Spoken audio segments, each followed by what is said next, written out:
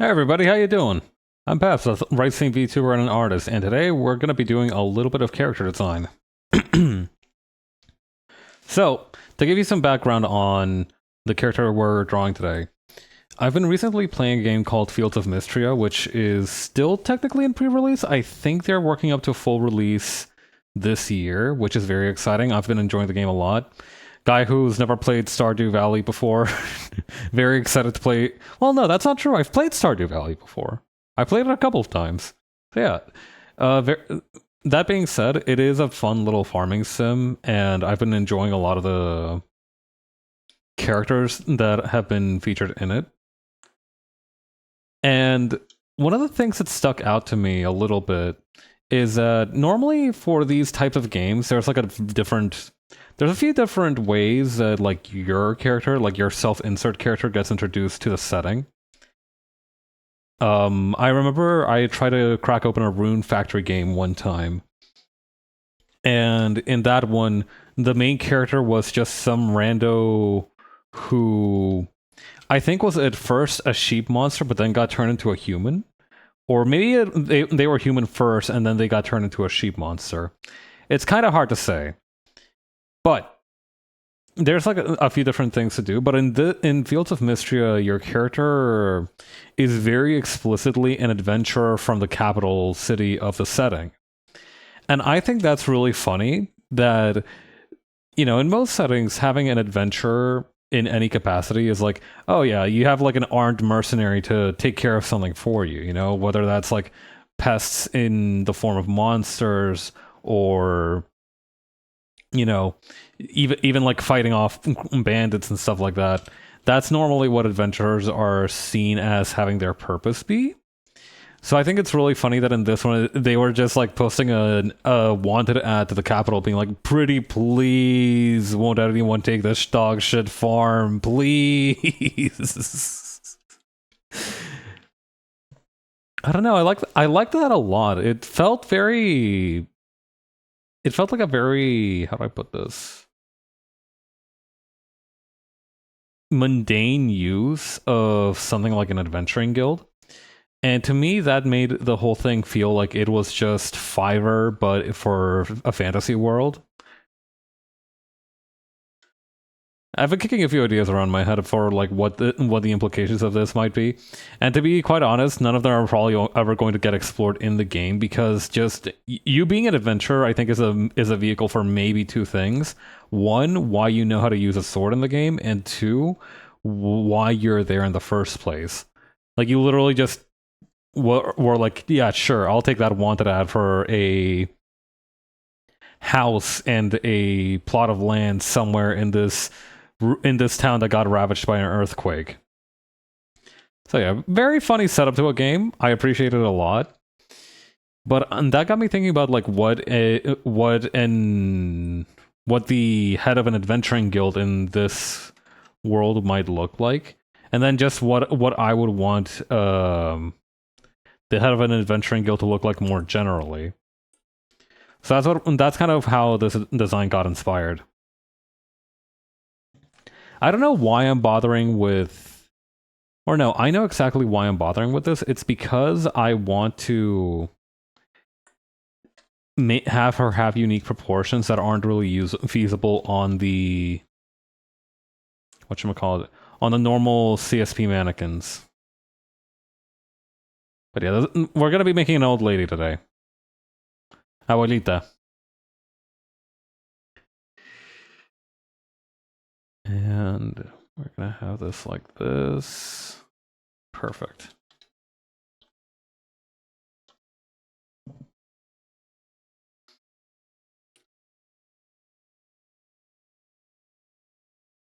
But yeah, for her, I kind of wanted her vibe to be that she was involved in various... Okay, perhaps spoilers for Absolute Batman if you haven't read up to the end of the Bane arc. So in the Absolute Batman universe, Bane was or is or actually was. I'm pretty sure. No, he is. He is. He's still alive. I think by the end of the arc. He's not happy, but he's alive. But Bane in this universe, in the Absolute Batman universe, was like the Joker's go-to guy for everything. Like he was not exactly the panic button, but definitely the guy that got sent over to get shit done. Right, like, you know, we gave like whoever was there at first a chance, but Bane went to clean it up. And in my mind, her backstory is that she was some function of this for maybe like a noble or some kind of important person in the government as an adventurer. And this also got me reading about like the French Foreign Legion and like different applications of like international armies, because I was thinking about like the Adventuring Guild being sort of like the French Foreign Legion, where if you served in it, you were considered a citizen of the. If you served in it for a certain amount of time, you were considered a citizen. I was thinking about that idea. I was thinking about also the. I hope everybody remembers our good friend Baron Brule, the guy that had like a shitload of walking canes, I believe. Right, one for every day of the year, almost. So that's kind of like the idea of the noble that was using her as their go-to lady, basically. Like she was their problem solver for a long time, and eventually she got injured doing that, and you know they try to find somebody else, but she did eventually get her revenge on them. That's kind of my idea for this. I'm just gonna go for a body type. Let's try this. I am imagining her being like fairly tall is the thing. Oops. Okay, put that back.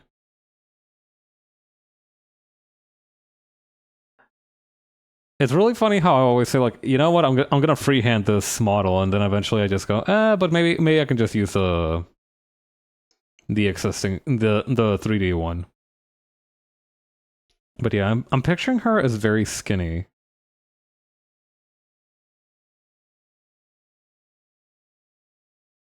Like old people skinny, you know what I mean? So maybe around like there.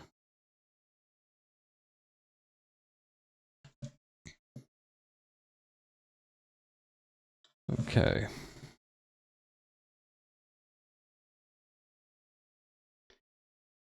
But yeah, I was reading about a bunch of different things. I've also been reading about the mass levies that were formed.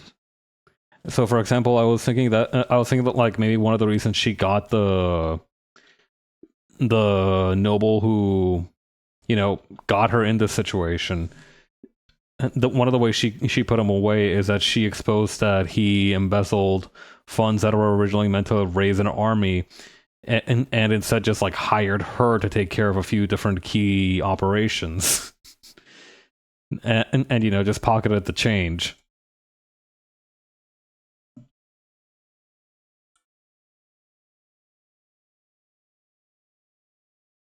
Okay. I am also picturing I am also thinking big sash for her. Almost like a big pirate sash. This thing that I'm drawing over her right now is supposed to be a gambeson, or, you know, at least a one-armed gambeson. If you've never heard of what a gambeson is before, it was a cloth jacket undergarment thing. Undergarment doesn't seem like the right word to use because you put it over your clothes. It was I think the best way to describe it is a jacket, but it was a heavily padded jacket that you would wear either straight up as armor, or you would wear underneath other armor as layering. So like if you had a chainmail shirt, you would wear that over a gambeson because you don't want to be wearing chainmail directly over like a t-shirt or some shit. You want to have like some padding there just so that like the chain links don't snag on your skin, or you know, a straight nipple hair, or you know, like a little bit of a, or like a loose fiber in your shirt. That was the main purpose of gambesons, is that they were just very thick coats that, again, you could either just wear them as weapons straight, not weapons, wear them as armor straight up, or, you know, again, use them for layering. So I'm thinking like maybe one half of a dress here. But yeah, this dress part here is going to be quilted like a gambeson. It's going to give those vibes. But I am also going to give her some proper armor on the left arm.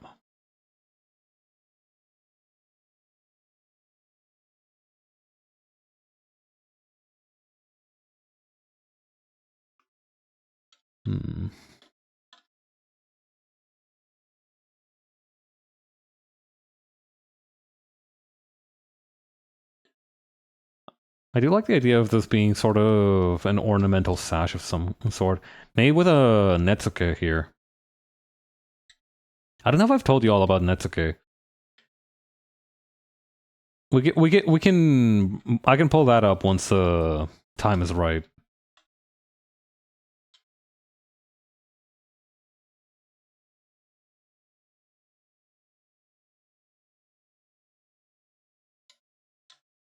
Okay, good.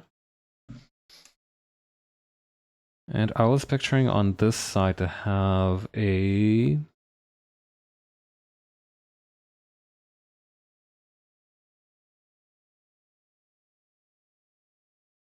more loose, maybe sort of canvas looking shirt.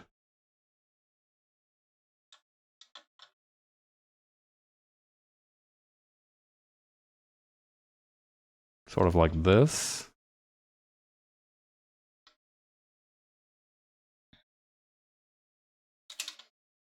But yeah, I kind of want her to be built like Master Roshi to some extent. Like she's obviously very old, or rather older, but she does still have a lot of muscle under there.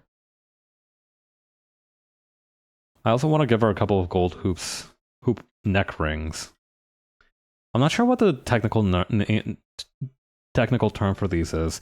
Choker doesn't seem appropriate for something made out of metal.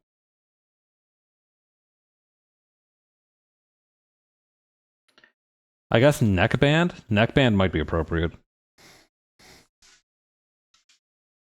I also kind of want to flatten her head a little bit. Maybe reduce the width on the head here.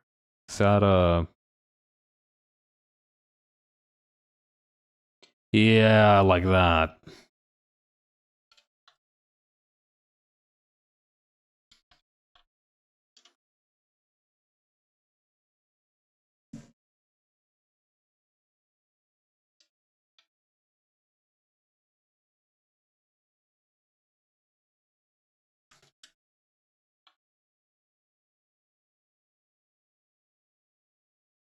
Okay.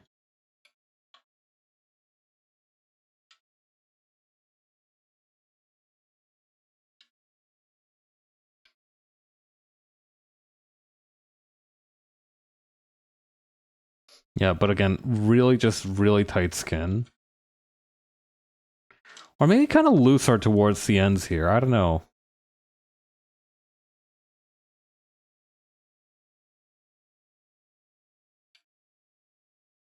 Yeah, something like that, I feel, seems like the right answer. But yeah, very, very thin wrists.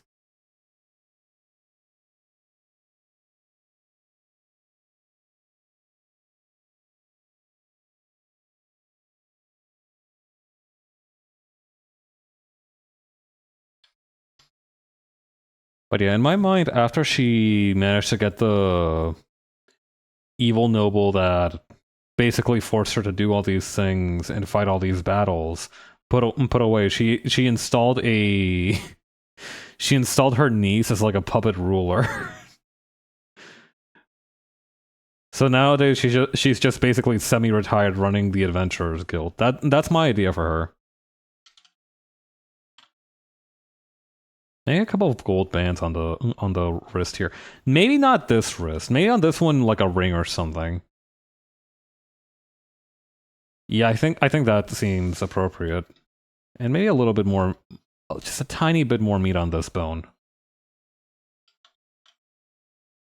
Or maybe just reduce the thickness of the forearm here.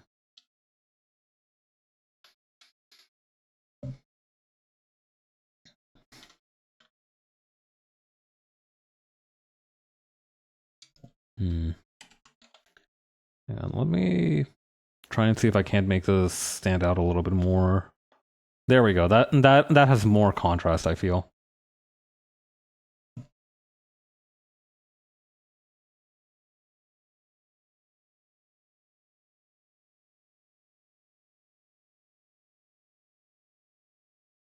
But yeah, I was figuring that this whole thing would be kind of pinned on a button up here.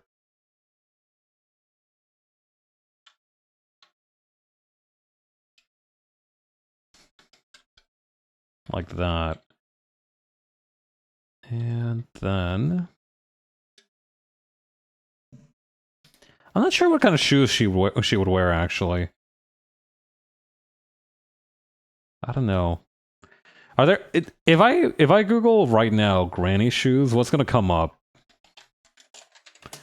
What is the general demographic for shoes popular with older women? Can we get some intelligence on this? Okay. Huh. It sounds like it might be more like a style because I'm seeing a lot of these. These are this kind of lace up boot.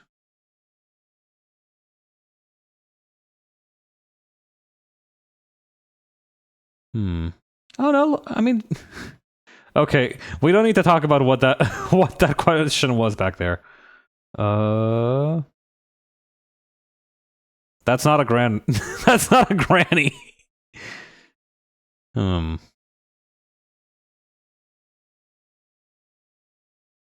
Okay, so these are just like very sensible heels, I think. Okay, no, this one's she's kind of slaying.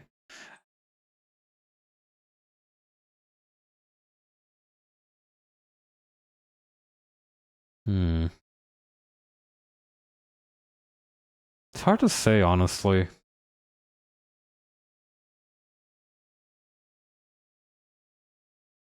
I don't know, what is there like a ooh, these are kind of nice though. Yeah, with like the stitching on this, I think that'd go really well with the quilting that I have in mind for the Gambison actually. Hang on. Let's try to cook with this. Let's try to cook.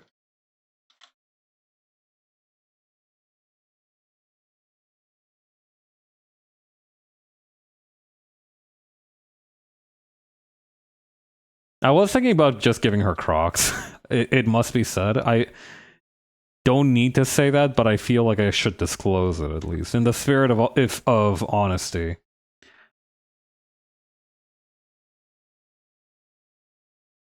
May not like still not like high heels, but definitely a little bit of heel on the boot. It does piss me off a little bit that when I looked up like granny shoes, it's not shoes for grandmothers. It's like a style of shoe that is still worn by young people. Like it's that has to be some kind of stolen valor, right?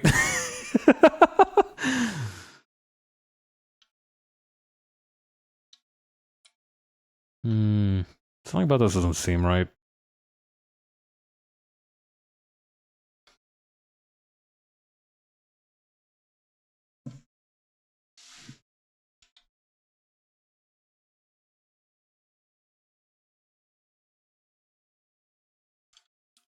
Okay.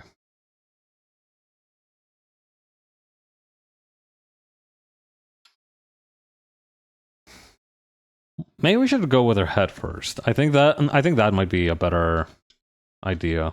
Also, I'm gonna lengthen her neck just a little bit on the mannequin here.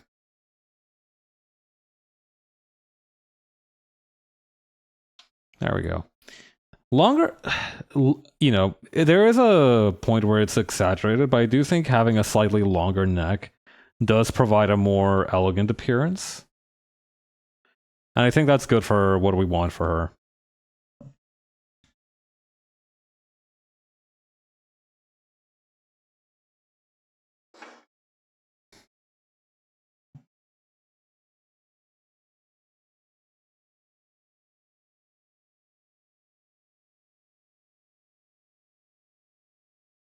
Definitely a little bit of gel, I think. There we go.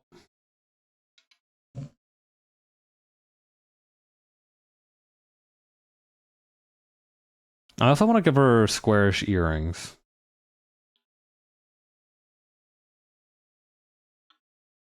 I have another character of mine that has a similar hairstyle, and she had these kind of rectangular metal plate earrings. So I kind of want to give them to her too. Gotta have an eye patch.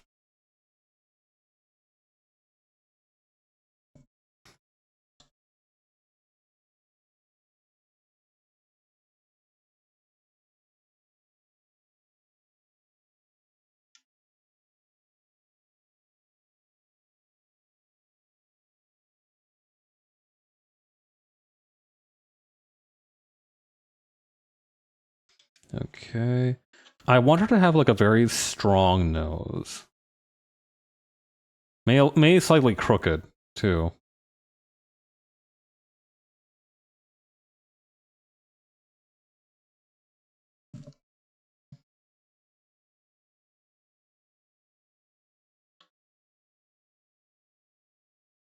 There we go.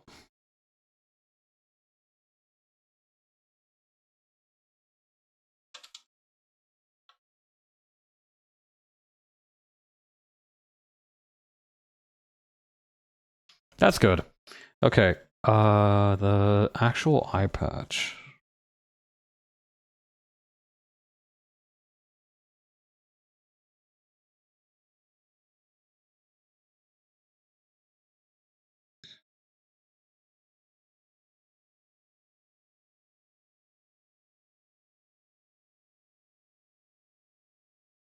Okay, and then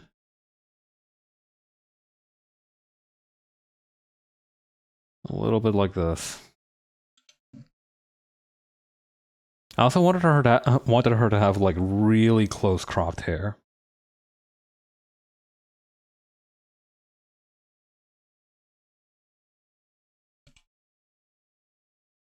But I wanted it to look very smooth and silky too.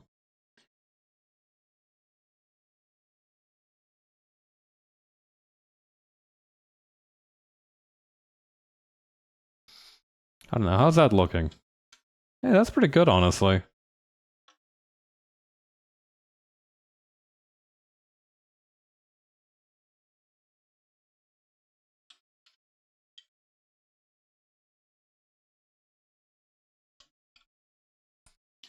Okay.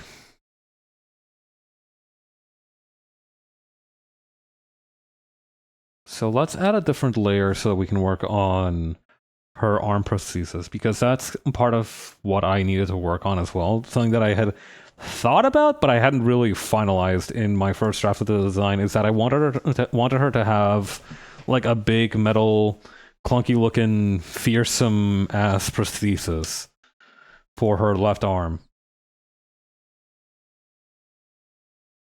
Does that show up well on the screen? Yeah, it does. Hmm.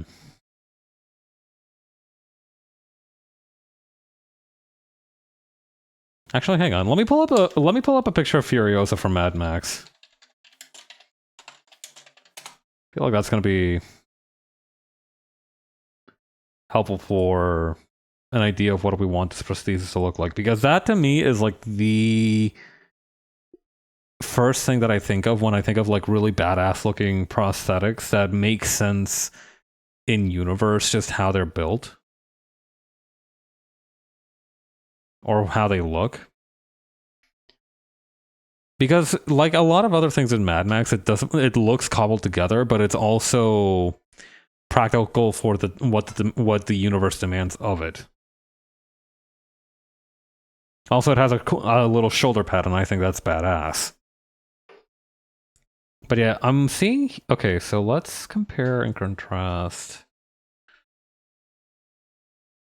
Yeah, no, so it only has one strap up here that goes downwards to this bunch of belts in her waist. So I think we can do something similar. Or at least I'm hoping we can do something similar. And that'd be good too, because then it wouldn't interfere with the pattern that this is doing. In fact, we might be able to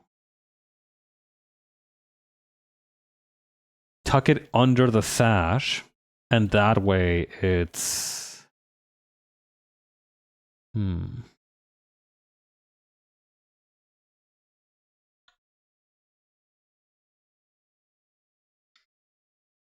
maybe across the chest like this. I think that would look interesting. I should also probably look up like what actual shoulder prosthesis looks like. That would probably be a good starting point. So whole arm prosthesis. Let's take a look at this. Because some of these look like they're... Yeah, see, so for example, this one he still has most of his bicep, it looks like. But yeah, what I'm looking for is something more like this, maybe? Actually, yeah, she would need a little bit of arm down on that area for this type of prosthesis to make sense. Unless you're this guy. This guy's just got it going on. God damn.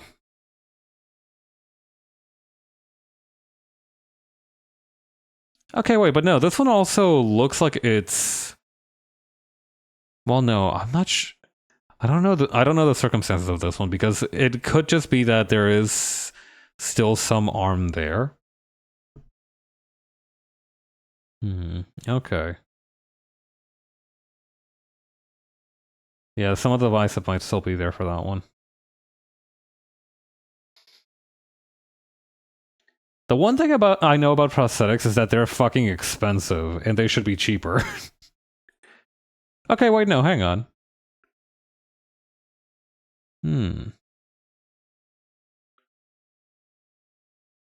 But you know, prostheses. The one thing that I've heard universally is that prostheses are just way too expensive, and most people don't really. Most people who need them either find workarounds or don't really bother with them, because again, very expensive. But you know, she's kind of got nepotism nobility money, so I don't think that's really an object of, not really a practical concern for her. But actually, we could give her just a little bit of we could give her some more bicep on the other arm. I was planning for this to be just fully covered from the gambeson, like just straight up. It would just be more fabric here and no sleeve on this side.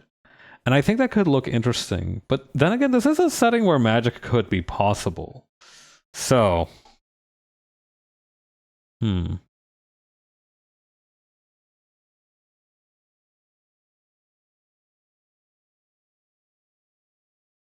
here's what let's do. We'll do one. We'll say that there is her arm here.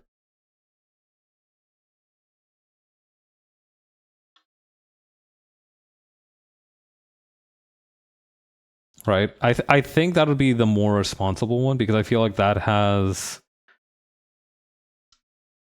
more justification for the prosthesis being arranged the way that it is. But if later on I decide it looks cooler for her to just have that be a blanket over her shoulder like that, I think that that would still be on the table. at that point.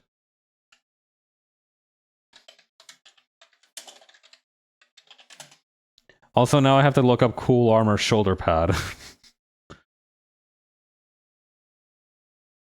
Because I don't really know how to design armor. Really. I don't... That's not something that I'm familiar with. Or actually, you know what? What was the name of those guys? The cataphracts or something?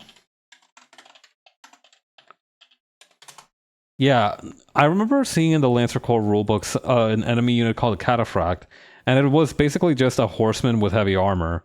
So I kind of... Oh, okay, they're just wearing... Okay, this jerk just has full chainmail over the shoulder. No real... Holy shit. Cataphract armor with neck guard. I wish we had a better look at this, because I like the mood lighting on this one, but it's not really helpful for figuring out what it's like, because I don't see a neck hole in there. Kongju.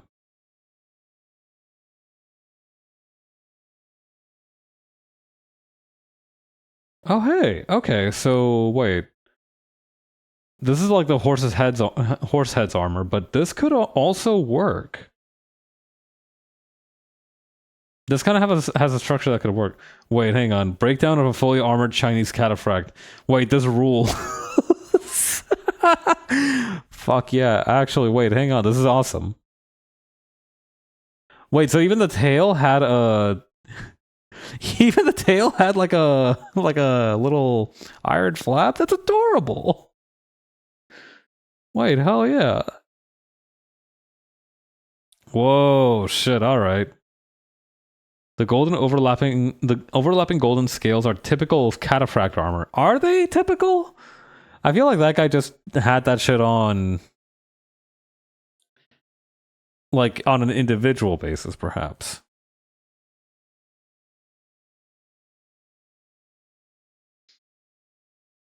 Oh yeah, I also found out that the term freelance comes from mercenary work, which is to say that okay, so there's a couple of ways you could take the phrase lance. One of them is the fact that there is the weapon, the lance, which was usually wielded on horseback. That's a pretty classic one. The other one is lance as a formation, because there is also a military formation or like a military unit called a lance that was related to the weapon, but not necessarily... didn't necessarily have like just a lancer in it. So a lance, very classically, is made up of three different dudes. For one, you have like a super heavy armored guy, which is very typical, you know, dude on a war horse. He has a huge sword, huge lance, whatever, what have you. Right, there's that guy. There is like the squire of the fancy mega tank lance guy, whose main thing was to just be backup support for the huge, big fuck off lance guy. And finally, there is, I think, the page, or, you know, they were also called valets or a few other things I don't really remember off the top of my head. But their role was to haul around the armor and the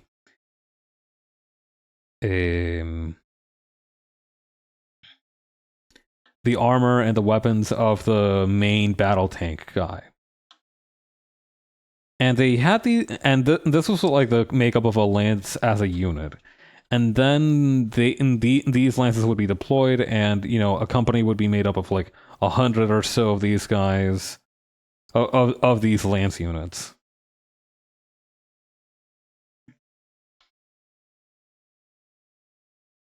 So yeah, interesting stuff. I don't know. I'm becoming more interested. I need to watch myself, because I'm becoming slightly interested in medieval warfare and like the history of military, not really military formations so much as like what the military is made up of.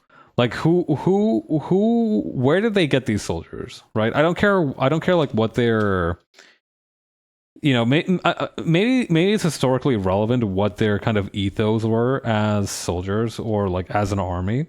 That's kind of secondary for me. I really just want to know, where did they get these guys? Where did they get the money to feed them? How did they even feed them? The logistical side of it. But I need to be very careful, because getting into military stuff as a guy in any capacity is definitely a slippery slope into becoming a lot like a right winger. So you have to watch yourself. You have to be careful. Please be careful. I don't think I'm at risk of that particularly, but again, constant fucking vigilance. You cannot take a single day of rest.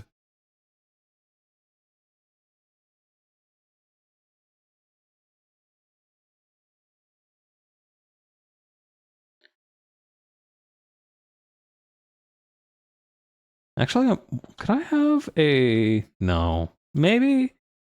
I'm thinking of adding one of those. Was it called a Cendrillion? These little. Hang on, Cendrillion.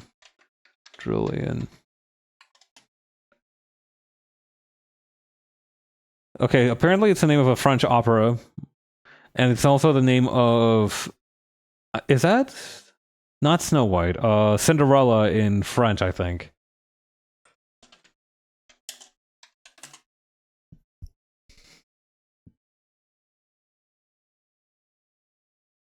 I don't remember. It's like a little roundish thing that's supposed to protect your armpit. And it looks a little bit like this.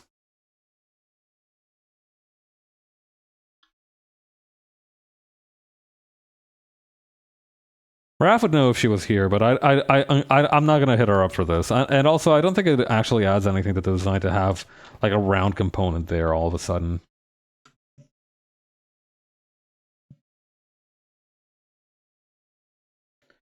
That being said, I do have to take another look at the prosthesis, just to remember what the upper arm part of it is like.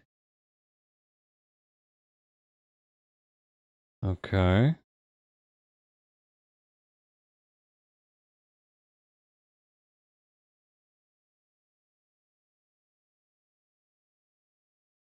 Okay. I see. Okay. So here's what we're gonna do. We're gonna erase this part here, and we're going to add a little divot here.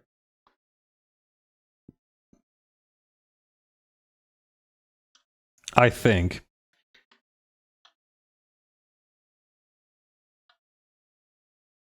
May actually extend this part a little bit. And then we are going to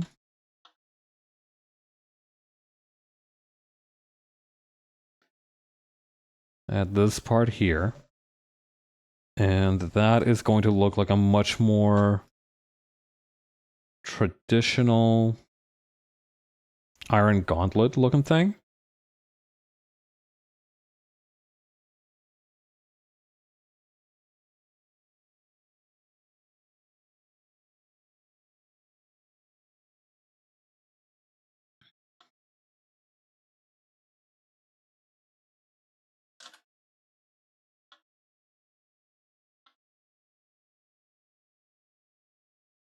I do also think there would be some wires or something running through here.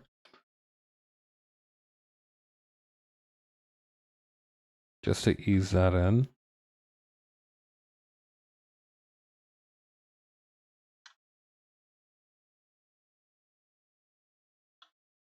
There we go.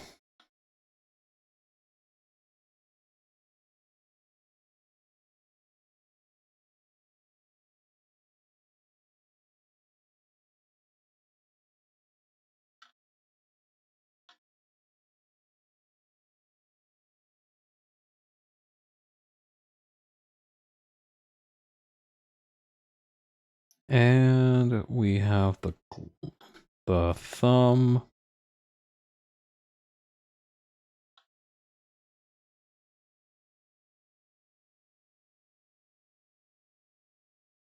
I think I want to make this look a little bit strange. Not strange. I don't know how to put this. Like, I want to make it. I want to add a joint right here on the finger because I don't think she's going to use this for. Or actually, no. I think it'd be better to just make it mimic a normal hand as much as possible because I think that just makes it more secure. And she just has the budget to do that. Because I was thinking of maybe just making 2 sections here instead of 3 sections as you would on an organic hand. But instead have 2 sections so that you only need to bend it. You know, you could bend the finger closed, but that's it. But you know what? I think the idea of having three sections on there seems just nicer.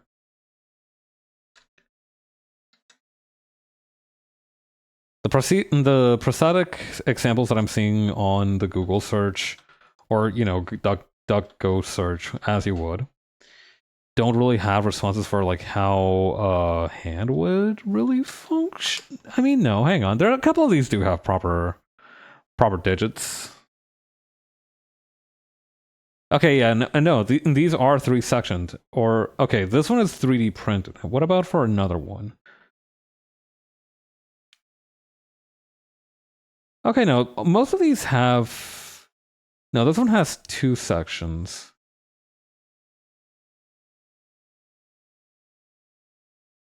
Some of these don't even have 1 section, so honestly, it's anybody's game. Okay, I'm seeing a mix of 2 section, 3 section, 1 section, no section, a few different options. So I think I'm just gonna go ahead and do what comes natural to me, which is to just add the 3rd section.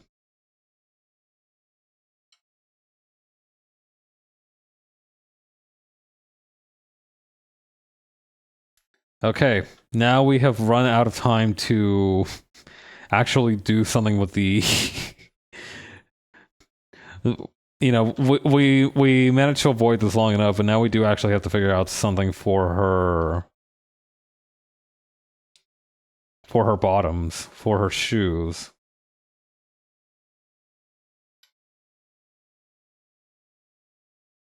I don't know, what would fit her? Were there such a thing as casual greaves? Are there greaves that you can just wear on a quick trip to the butcher's?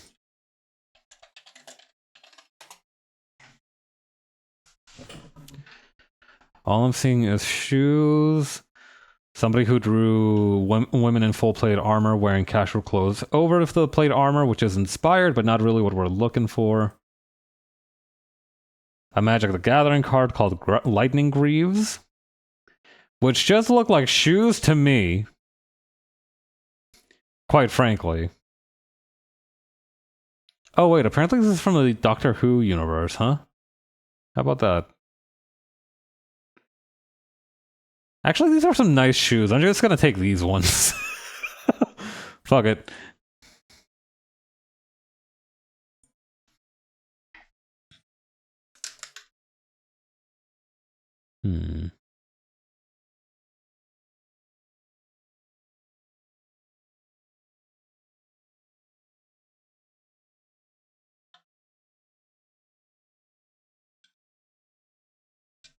Okay.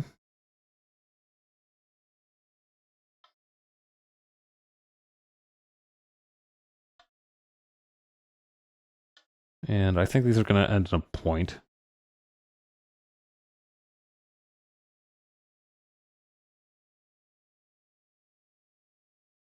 Yeah, I do think you would probably need proper shoes to avoid any issues with arthritis in your twilight years.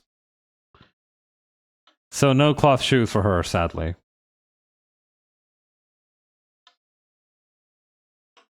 I will say it is very greedy of me. Like I said, I've been really enjoying my time with Fields of Mystria, but I really hope they at launch I get the option to have a hairstyle more similar to like what I have for human paths, because it's really taking me out of the immersion to have eyes. Which is a really funny issue to have, I think. I think possibly the funniest consequence that I've had. You know, some people when they develop an online persona, You know, they have issues with like who do people actually like? Is it me, or is it like their perceived version of me? Is this really who I am? I haven't had that issue really, but I have had the problem where like now I just don't want to be able to see my own eyes in any video game. Unless, or at least in any video game where I have to play a self-insert character.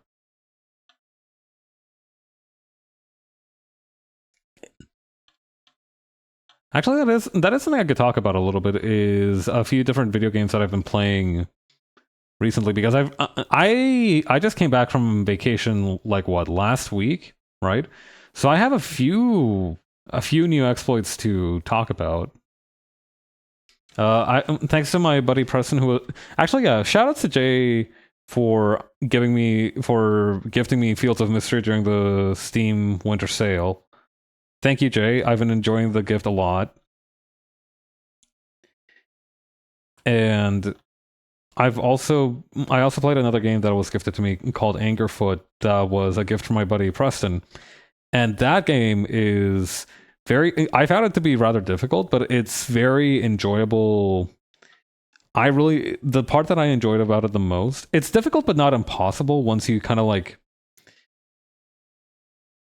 stop playing the game in the way I was playing it at first, where I was just trying to go as fast as possible, full aggro. That's not how you do it. If you want to get a good time in that game, you kind of have to low-key memorize where enemies are, what is in which room, etc.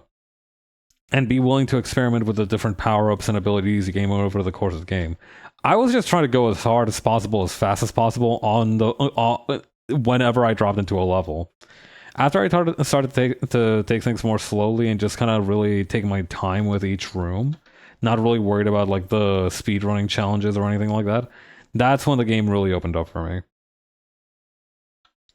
But I will say what I truly love about Angerfoot is its aesthetics, its visual style, and the inspirations it draws from, because a lot of what it has is inspired by club culture and specifically like electronic music club culture. Like a lot of the music involved is like hard style, very heavy drums, very heavy bass. It's a lot of fun. And the characters also look like they are all at a club. And it's really funny too because like when I say all the characters look like they're from a club, I mean every single character looks like they are ready to hit the dance floor at a moment's notice. Like there is a part of the game, and I bring this up as the example because it's the one that stood out to me the most during my playthrough. There is a section during the second set of levels, during the second episode, where you are going through an underground lab facility. And while you're there, you meet up with some scientists. And the scientists are wearing Cuban chains and high top sneakers. And it's like this everywhere. Like that they are perhaps the most low key of them, but it is like one of the examples that I think of the most when I think of like the just utter consistency that Angerfoot has for its clothing, for its characters. Yeah, good game. I also ended up playing through My Friendly Neighborhood, which I expected it to be like a first-person shooter based on what I'd seen of it, but it's not a first-person shooter, or rather, it's not just a first-person shooter. It's a survival horror game, which to me was a fantastic twist. I had no idea that I was supposed to expect that, but after I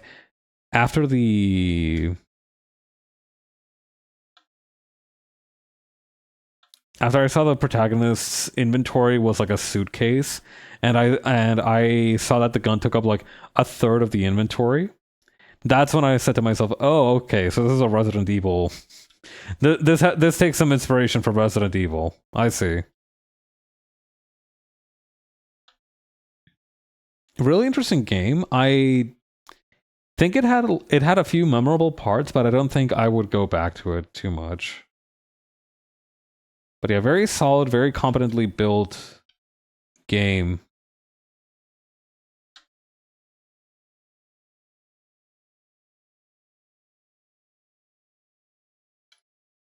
Oh yeah, also the fact that you had limited saves, technically.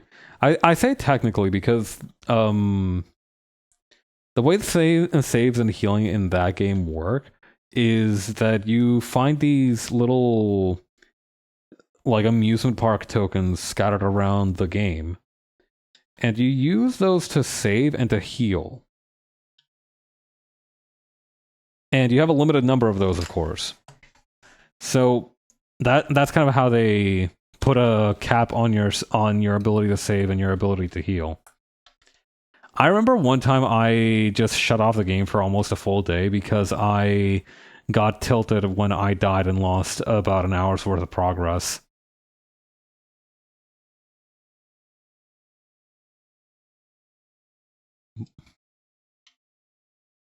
But you know that's kind of the intended purpose. It's supposed to be kind of risk and reward. I think it's kind of fascinating. If I had it's important to have that risk and reward, but I think you also need to be, as a developer, brave enough to say that, you know what, yeah, if they fuck up, they run that. I don't know, it feels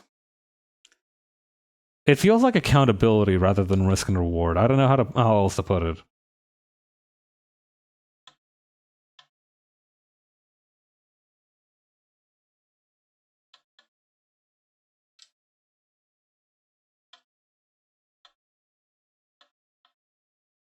Okay, and then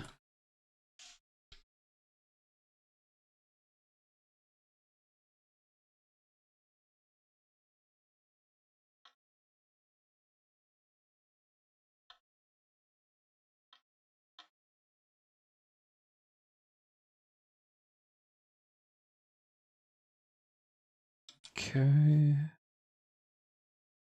I like making quilted patterns like this. I don't know, something about it feels very calming to me.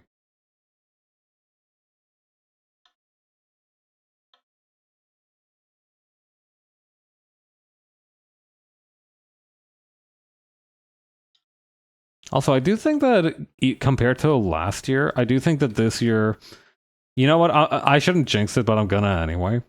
I feel like this year has had a smoother start compared to last year. I don't know how else to put it. It's last year, the first 3 months of last year are kind of a blur, but I think this time I'll be able to hang on more tightly. I won't be able to memory hole this part of the year again. Okay. Put these in a folder. And then erase the part that's underneath the armor here.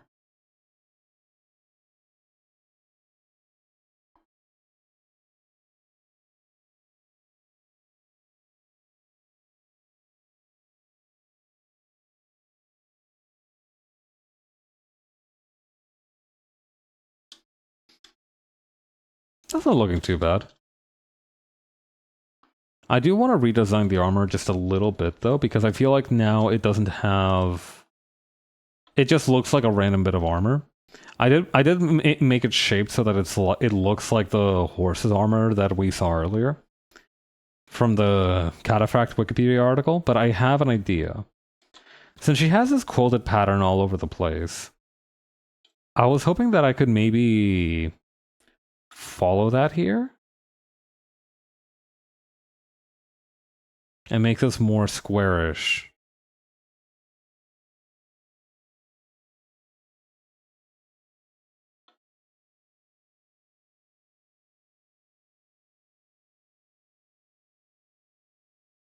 What else have I been up to in my vacation? On Tuesday, my friend Ralph put on a screening of the Flash Gordon movie, which has a soundtrack by Queen. Great time. A lot of the things are really strange in a way that I would describe as uncomfortable, but you know what? Overall, a good time.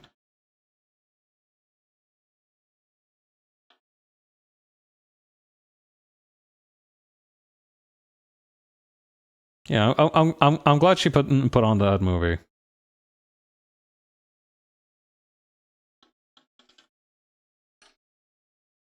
Hmm.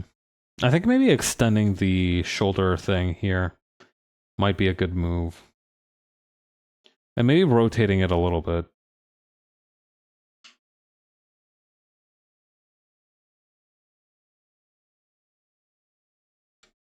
So yeah, I think first rotate and then extend. Oh, yeah, I also bought and watched the movie First Blood because I went and there was it Boxing Day?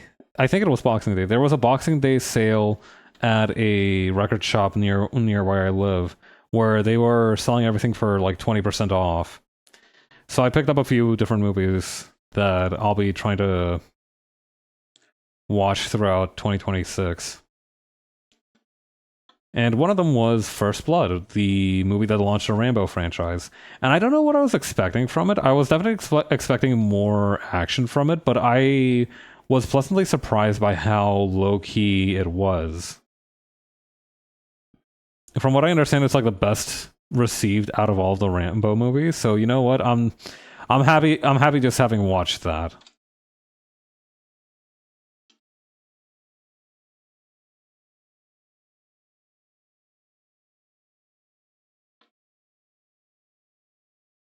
There we go.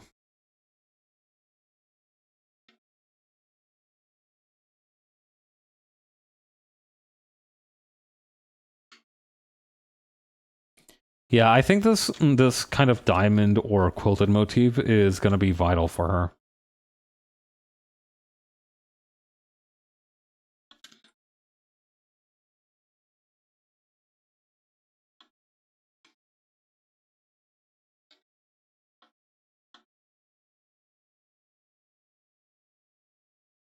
Okay.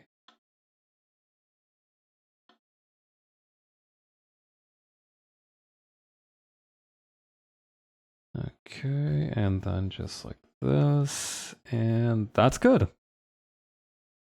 Okay.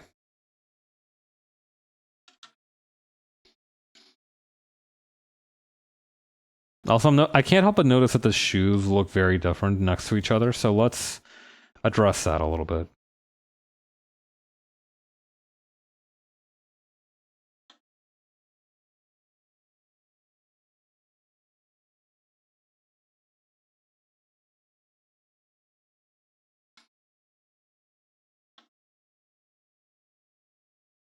Hmm. Could we just kind of grab these and then shift this upward? Or maybe,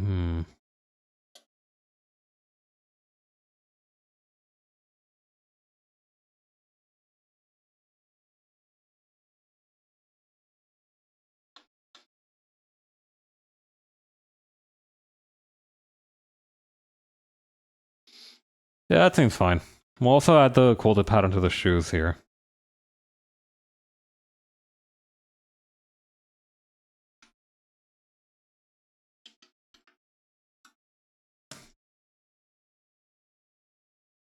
All right, merge these, and then we will... Yeah, there we go. Nice. All right. Let's color her in.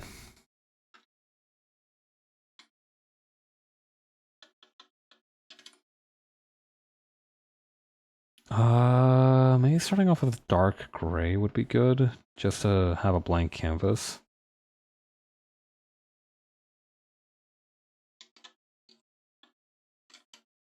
Okay, any other parts that were missed? Maybe this section here and this section here. Any other parts? Maybe just a little bit here. Yeah, I think the rest is either overfilled or appropriately filled.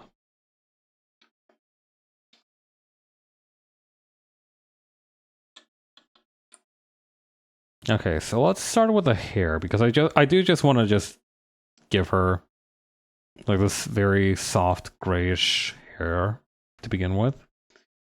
Next up. I was picturing a sort of navy blue for the gambeson.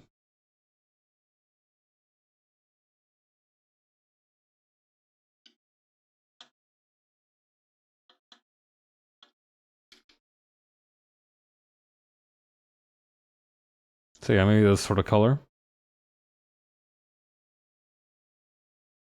Subject to change, of course, as everything is.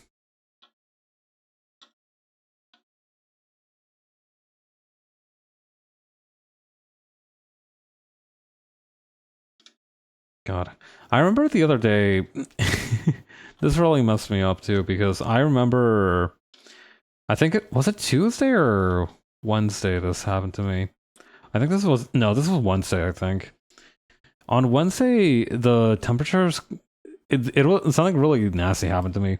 I was getting lunch, and suddenly there was like this really cold gust of air.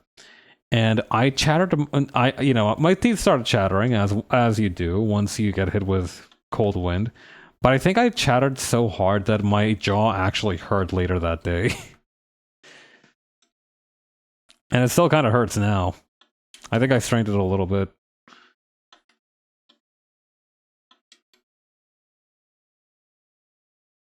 That being said, hang on. I am thinking maybe a little bit of maybe Abuelita has a little bit of gold on her here and there, just in a few sensible locations.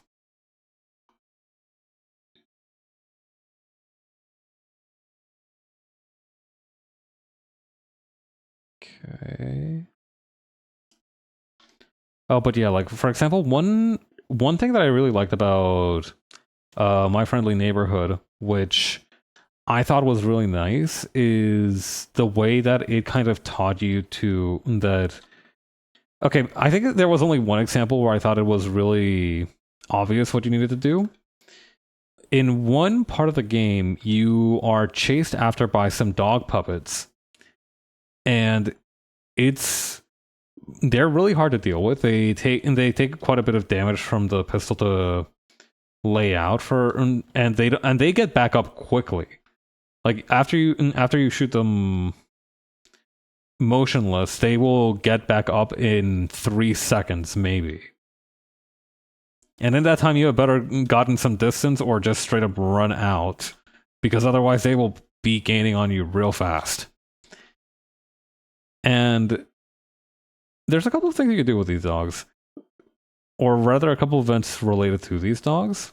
And the one that I remember the most is that there is a section of the game where you find their food bowls on the ground, and your character's just like, "Aw, poor doggies, they must be hungry. I bet nobody's fed them in a while."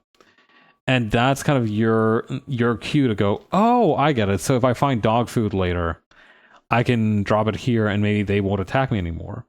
And yeah, that happens. You find dog food in another section of the studio, and you are able to stop the attacks from happening for a little while.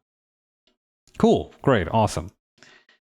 There's like an optional side quest for most of like the named puppets, or like the boss puppets that are around the studio, but not all of them are particularly obvious. Like two of them I was able to intuit. One of them I had no idea how to do, and one of them I did on accident. So yeah, a little bit rough. But I don't think that's a bad thing necessarily. And I think if you have more of like the knack for that genre, I don't think it's going to be too difficult to figure out what you have to do for each one.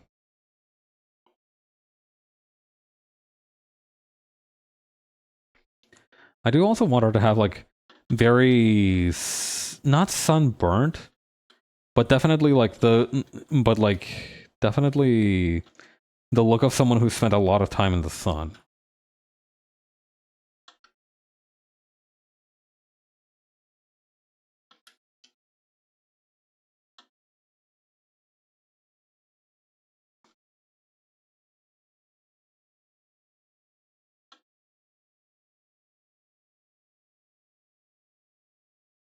Yeah, okay.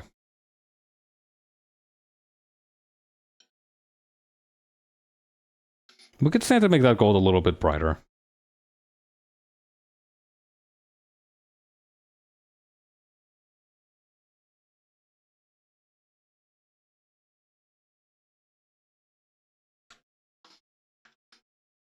Yeah, that looks good.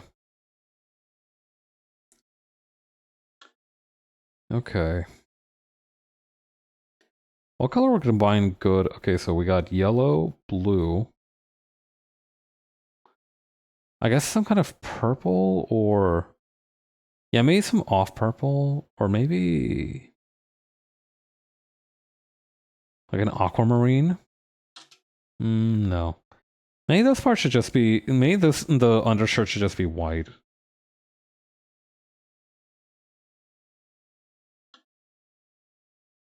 Okay, that's working. That seems to have worked pretty well. White pants don't really suit her. Maybe like a slightly darker blue. Honestly, that works. That does work.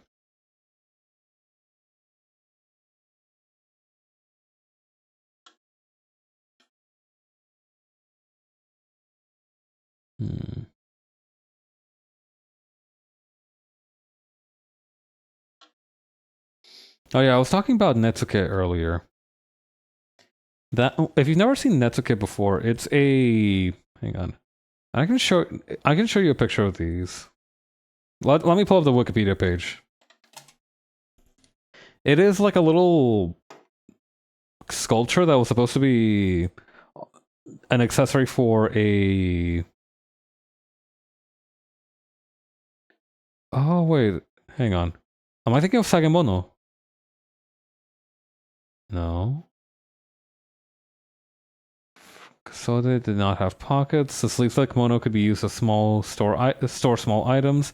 The men who wore kimono needed a larger, stronger container in which to store personal belongings, resulting in the development of containers known as sagemono. Okay.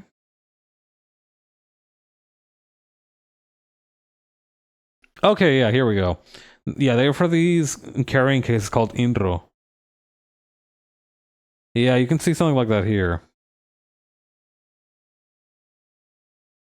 Okay, interesting. So they aren't... They kind of have what I had in mind, but not exactly.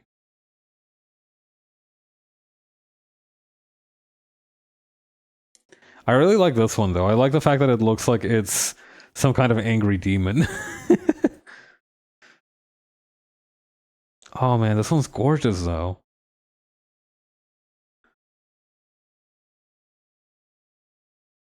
A lot of these are really just nice looking. Like, look at this. Somebody carved a bunch of little guys onto a walnut. That's really impressive. Yo, this one's also really cool. I like this one a lot. This one's also fun.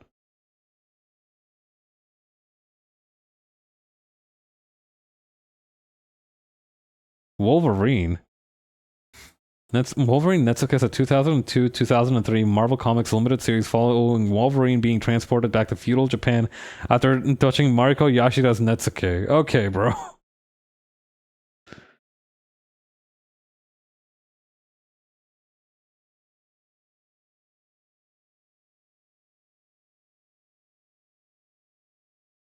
All right. I am thinking something maybe similar to this ring-looking one. I think that would look good on Granny's hip.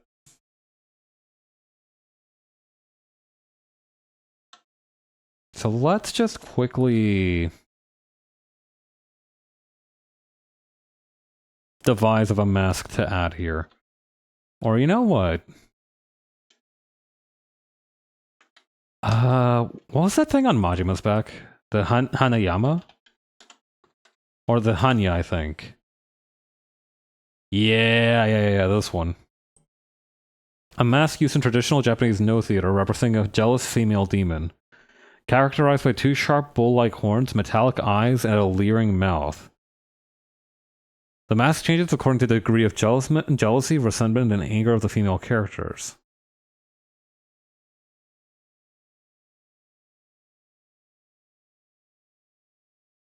Oh, hey, wait. Okay, interesting. So they didn't have Netsuke with these as an example, but they do have the Indro with the masks on them. Yeah, and you can see the Hanya right there. I like this one though. I like that it looks like a scroll. Hmm. You know what? Now that I'm thinking about it, maybe something more fantasy themed would be appropriate. Like maybe some kind of dragon.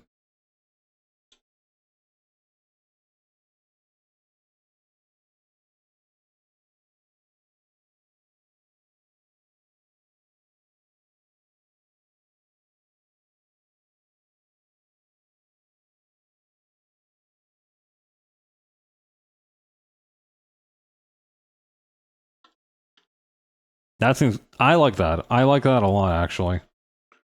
Oops. Wrong layer.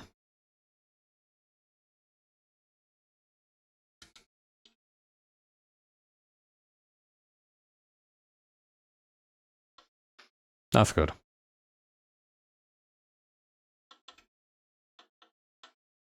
Hmm. Although maybe we should reverse these two just so it doesn't look like. Hang on. No. Maybe a third color would be good? I don't know. What other color could we bring into this? So we have the blues, we have the yellows.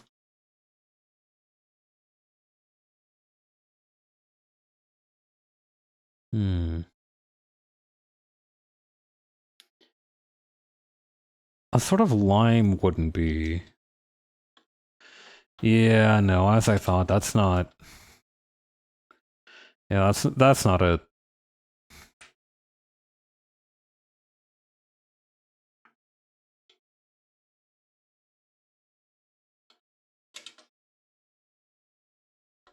Okay. I don't know. Is pure white not... Unless we make the Netsuke bigger and just remove this middle line. If we do that... No, that wouldn't be very comfortable to sit down with, but that's not really a concern, is it? Alright, we'll try that. Hang on. We'll try to upscale the Netsuke.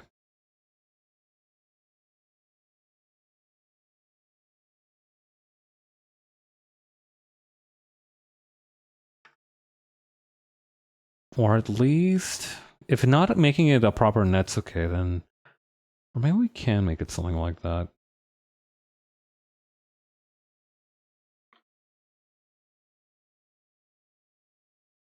You know, if we do it similar to like the one that we saw that had like a carving of a scroll on it.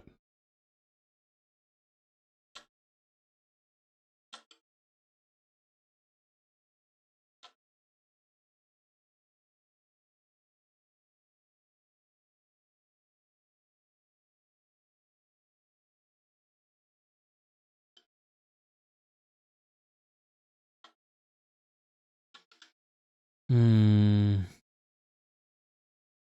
Not exactly fitting.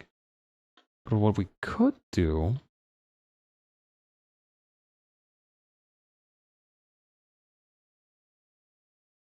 Okay.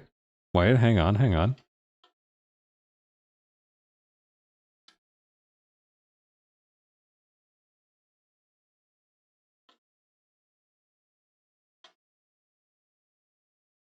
Yeah, okay. Okay, okay, okay.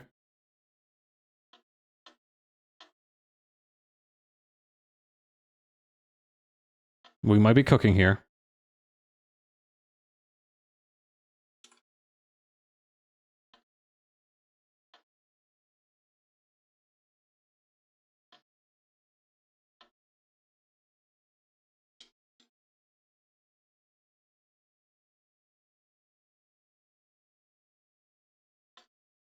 Honestly, that's kind of endearing looking. Maybe if we make the mouth just a little bit less wide, I think that would also help a lot.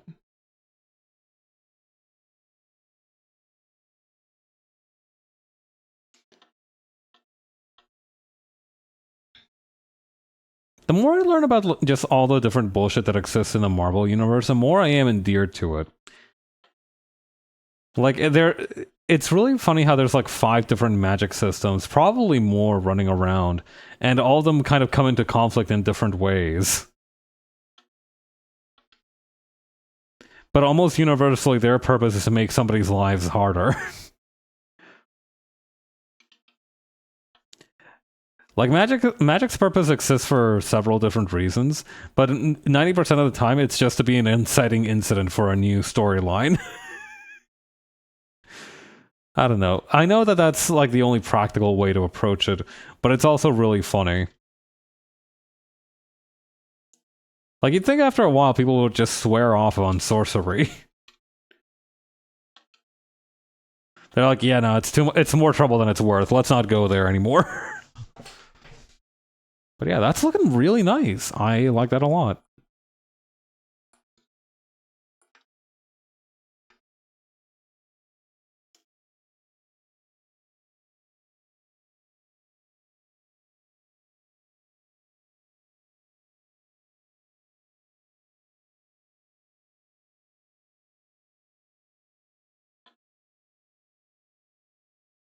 Okay, and then over here.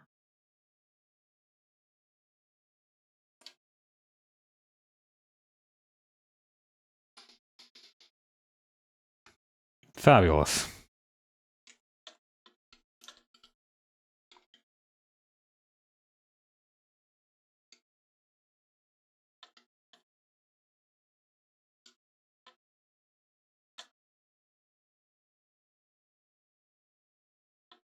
Okay.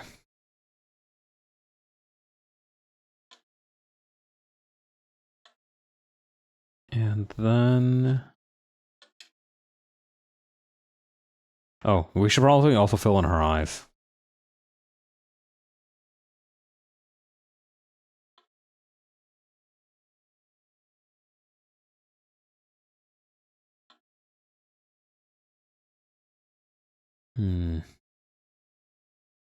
Just gotta carve out a little bit here.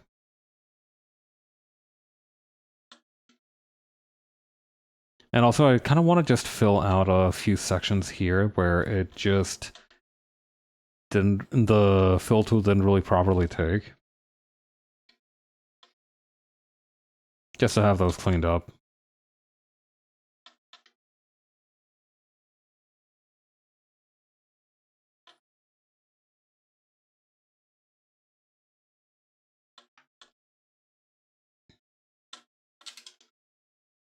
Is it too much to have like a gold eye patch? I think it's a bit much.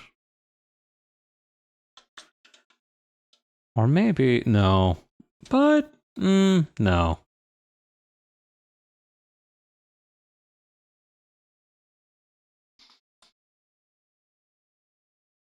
Okay. I probably am going to add a few more golden sections to the armor here. Just for shits and gigs. But I do also need to come up with a secondary metallic color for it.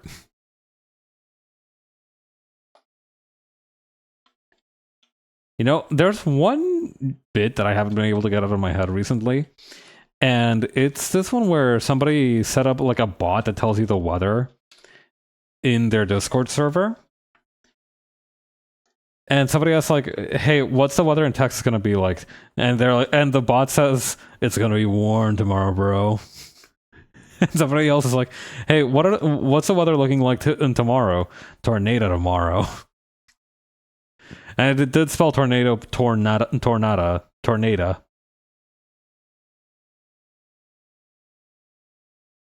I don't know. Something about that just really endeared me.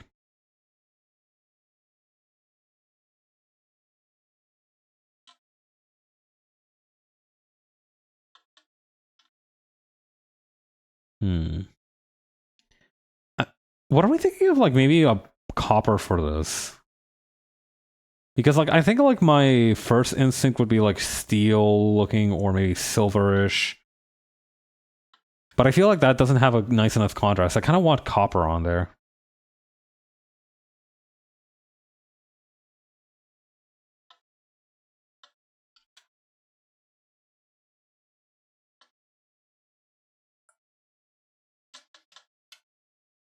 Hmm.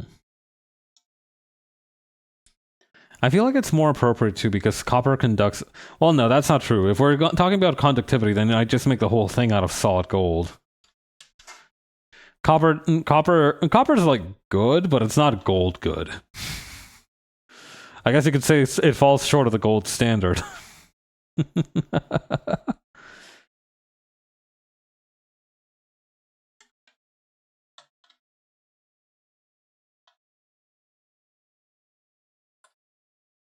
Okay, and then I guess we could probably make these straps the same color as this part. Something about the copper color is bothering me, and I'm not sure what. It needs to be more saturated. Maybe it should be to a different color. Maybe less. No, less saturated isn't the answer here.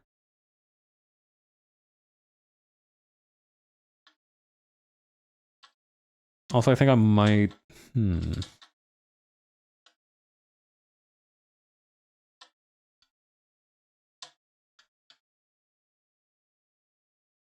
Actually, would this color work for? It is like metallic enough that I could use the hair color for the other parts of the armor, but I don't know about that.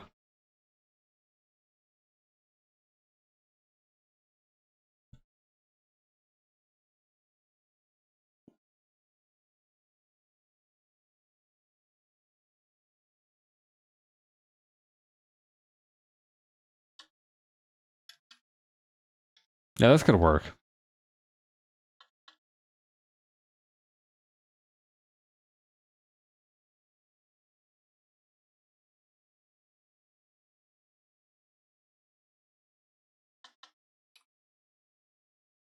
And I think I'm just gonna make these gold as well.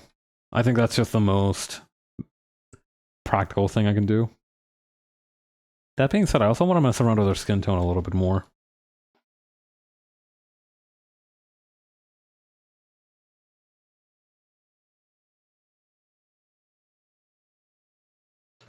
Yeah, just like enrich it a little bit.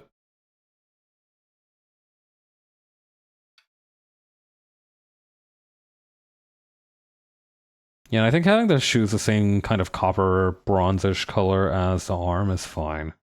I think it provides a nice contrast.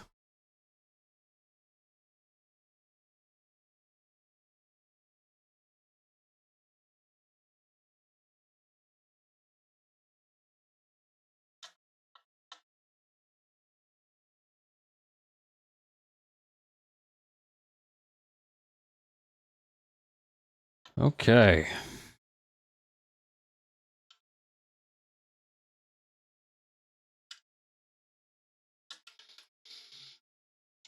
Oh, wait, what if we...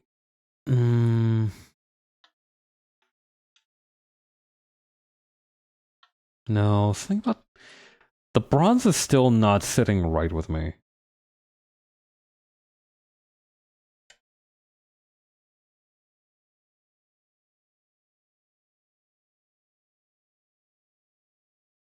Hmm.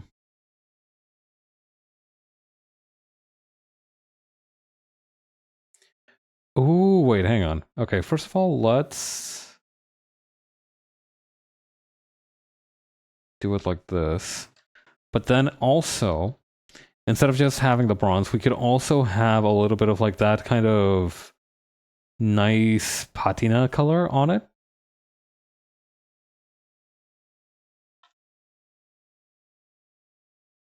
I know that that's supposed to be rust or something like rust, but I think it works well in this context.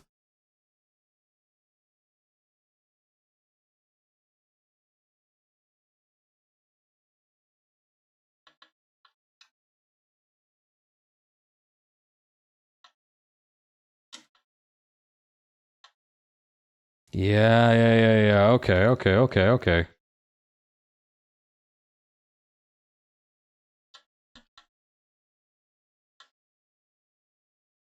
I think that's nice. I think that gives it a nice kind of kick to it.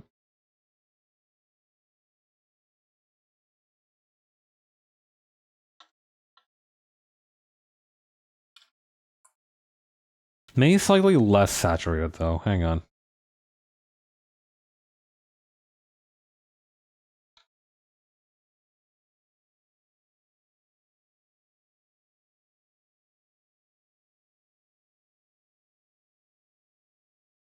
Yeah, a little bit like that. Okay, let's try to put a color filter on this, and then we can maybe try and sketch out a quick little extra doodle for her.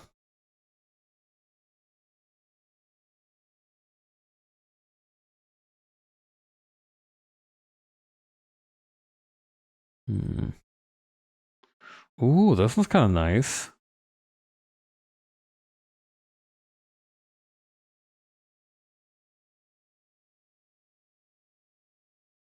Let's go back to this one.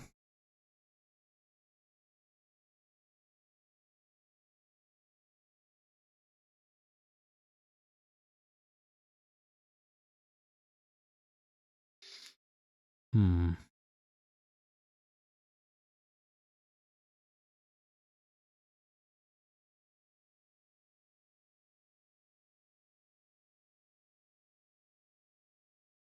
Ooh, wait, hang on. This one's nice.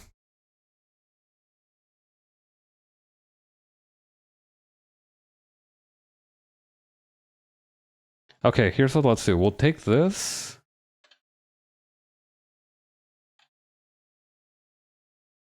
Bring it back to how it was before.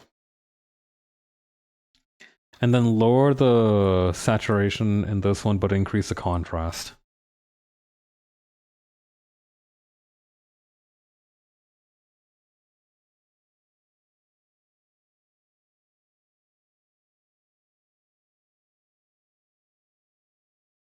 And then maybe just a quick selection on the gold to make it look more gold-like again.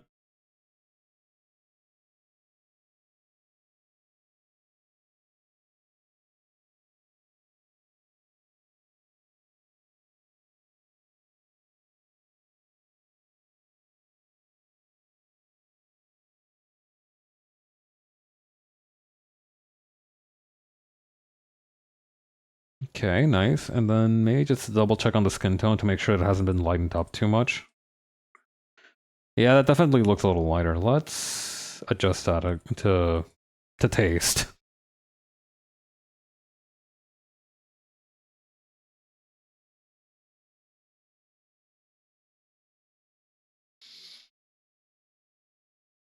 Okay. I like this. I like how she looks. I am still kind of bothered that this doesn't have a color, so maybe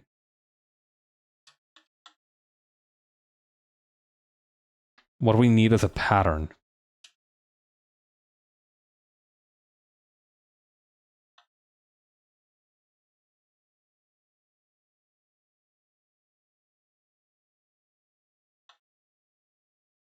Also, I shouldn't be doing this with a milliped. I don't know, what kind of... I guess I could just give it like a hatching pattern. I feel like that creates a more rough looking thing while still being fairly refined.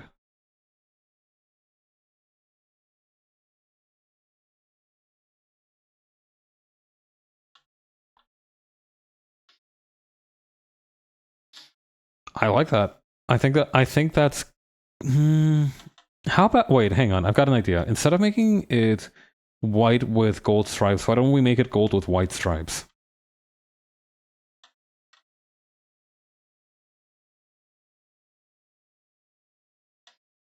I used to think that whole thing about... You remember how there was a question of like, are zebras black with white stripes or white with black stripes? I always thought that was bullshit because I thought it was pretty obvious they were white with black stripes. But maybe I'm in the wrong. My zebra knowledge isn't really up to snuff.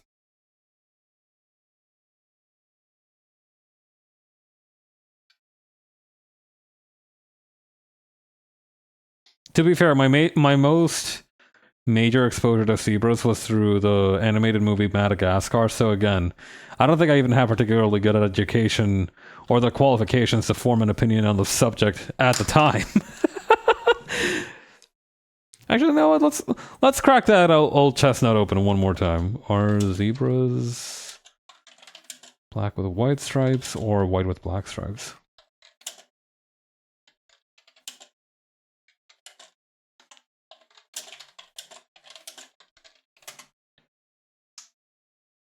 Here we go. Britannica. Here we go.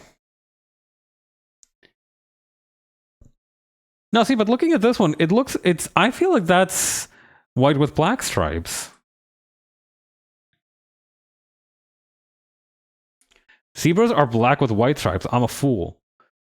After all, the black stripes on many zebras end on the belly and towards the inside of the legs, revealing the rest as white. As all the zebra's fur, both black and white, grows from follicles that contains melanocyte cells, they are primarily responsible for generating the pigment that gives color to skin and hair. In both cases, melanocyte cells produce melanin, the pigment, that is outwardly visible.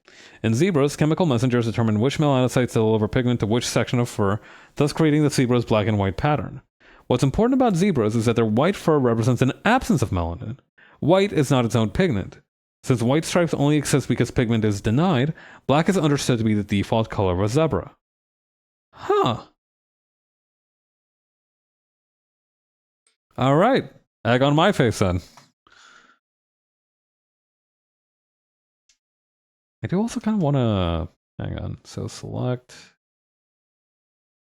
I wanted to try and experiment with this blue.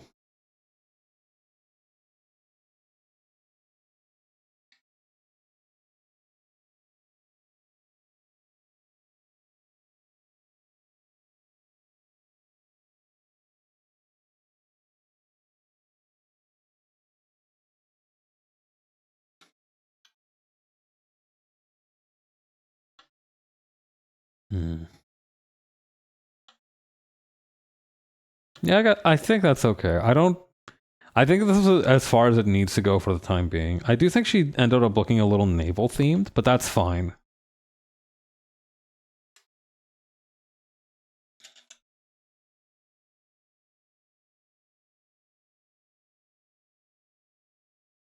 Okay. So here's what let's do. We'll put these away in a folder.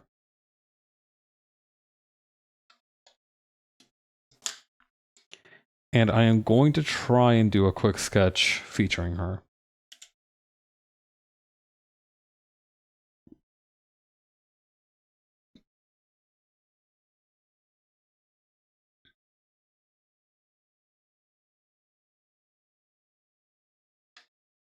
Let's see. The idea that I had is that she's talking with someone on a sort of chase. So maybe, hang on.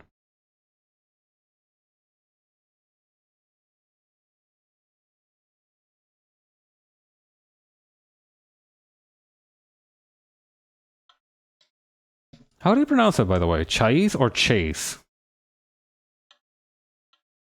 I think it's a matter of perspective, honestly.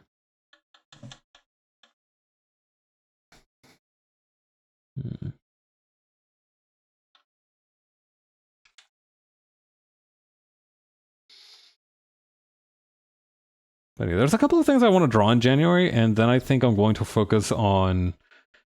I think I'm going to have to do this offline, though. I want to try and refocus on fundamentals for a little bit, because I feel like I've been losing my edge lately. Like, I want to be... Like, I feel like my shading is currently all over the place, and I want to be able to have it be more consistent again. So I think that's something I'm going to try and focus on.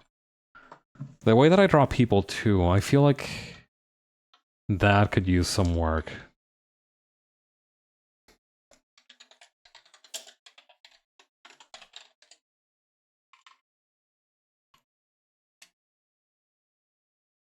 Chase lounges, here we go. Yeah, like, I'm thinking of something similar to this for her preferred method of seating. I don't know, it seems like it seems like a good option for her who enjoys the finer things in life.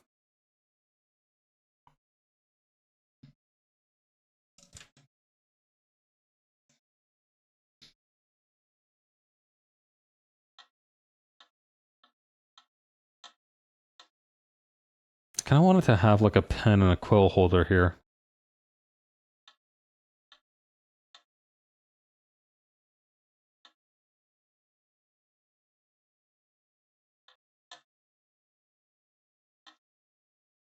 Okay, then over here.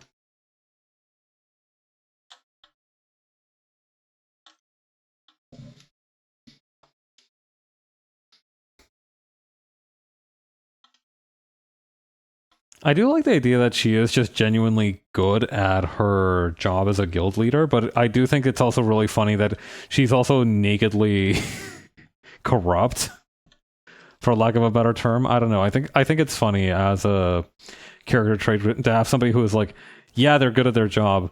They would absolutely like, you could absolutely bribe this person, but they are good at what they do.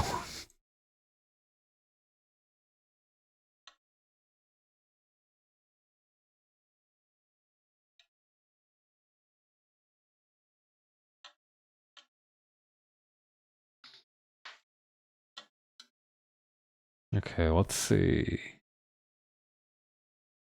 Simplify vector line. Here we go. This will straighten out some of those curves.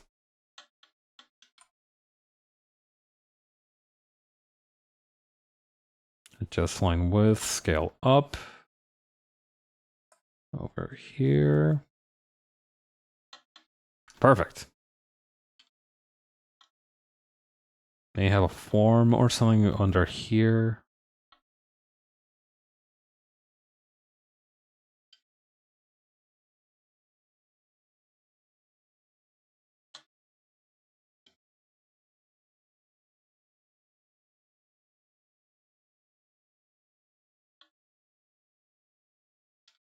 But yeah, learning about rations has been really funny because I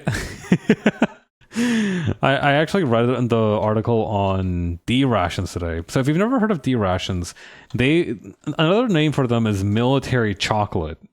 They're very funny looking things. They look almost exactly like chocolate, but with one key difference. It tastes well and truly awful. Like, hang on. This is yeah, it says that is this from World War II? I don't know. It probably is field ration D. That they only called it that in World War II.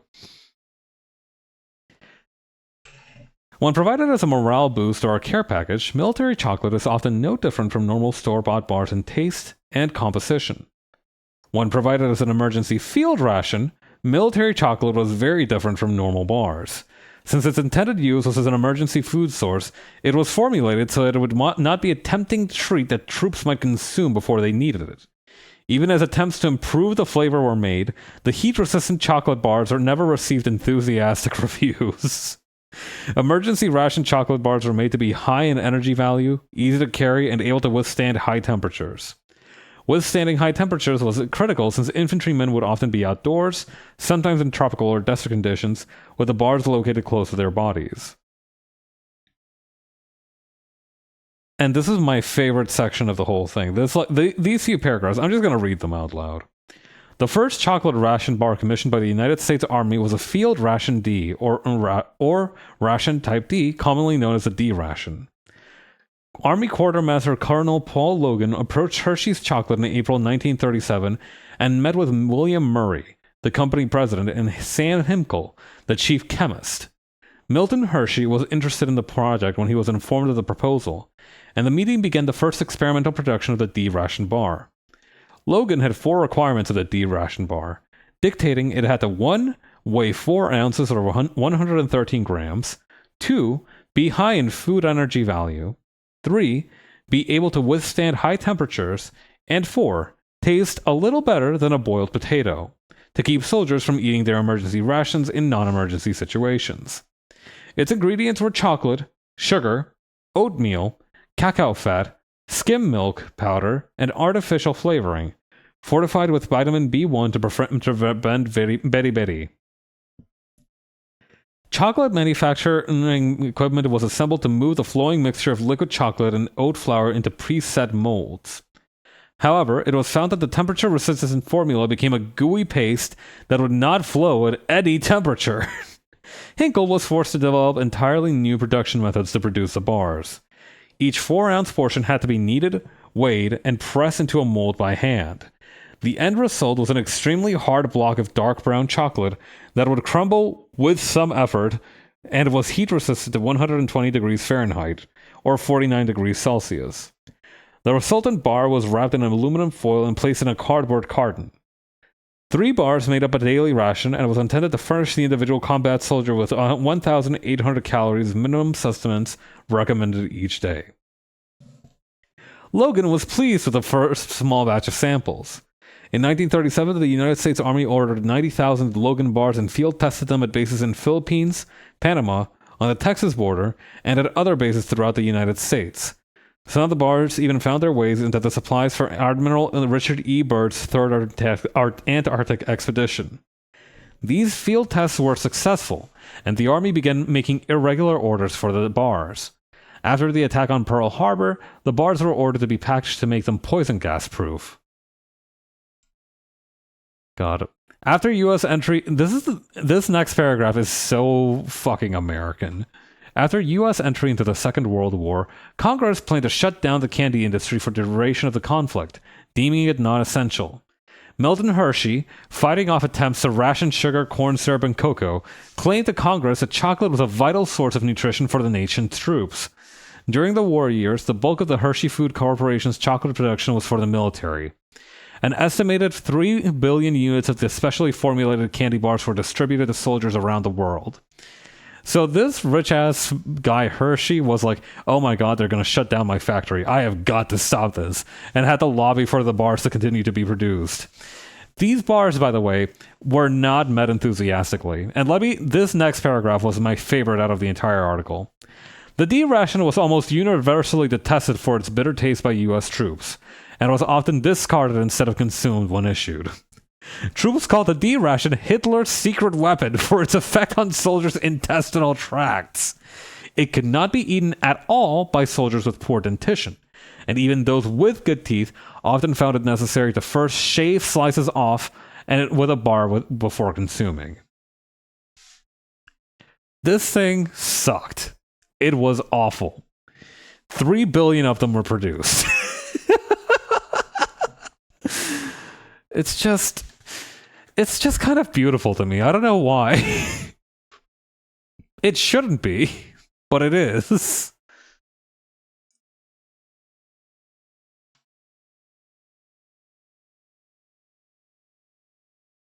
Okay, where were we?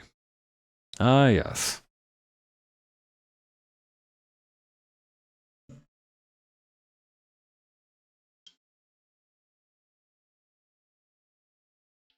But yeah, that's the story of the D ration. Which, by the way, that entire section that I read out does have like some kind of warning that it needs more verifiable sources, but I'll believe it. I just think the story is really funny. They try to make the ration taste a little better than a mashed potato, and they succeeded beyond their wildest dreams. This chocolate bar is the Mewtwo of nutrition.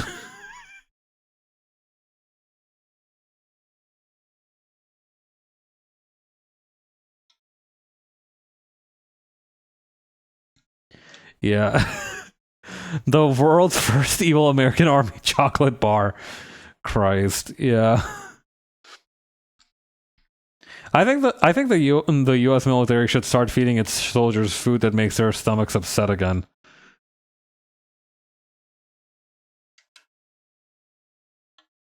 I think being in the military should just be a 3 to 5 year tour of having the worst gastrointestinal distress of your life.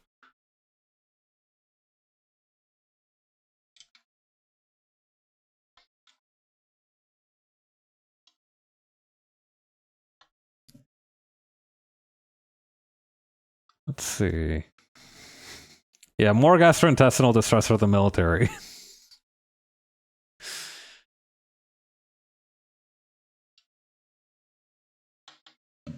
God. It's crazy to think that if I would have stayed in Ecuador and I was born like a few years earlier, I would have had to do compulsory military service. That shit was crazy. Why the fuck did we have that?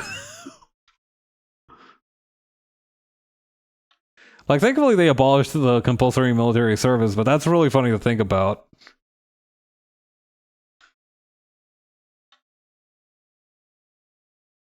Yeah, dodging the draft through the power of youth.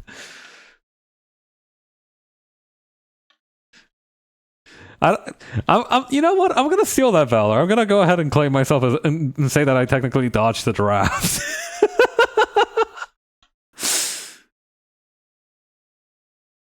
I have that. I have that draft and dodger cred. Fuck. I'm not sure actually. All I know is that around 2013, they stopped ordering compulsory military service. I'm guessing they probably had the option of like leaving. You know, I don't imagine they would have been like, yeah, too late. We already got you earmarked for like a few years down here. So you're just gonna have to deal. I don't think it was that kind of circumstance, but you know. Also, it was the Ecuadorian military. I'm not sure. I don't know what the fuck they were really up to, other than being used by the government to, you know, attack the civilian population. Like, the Ecuadorian military seems to be used on Ecuadorians primarily.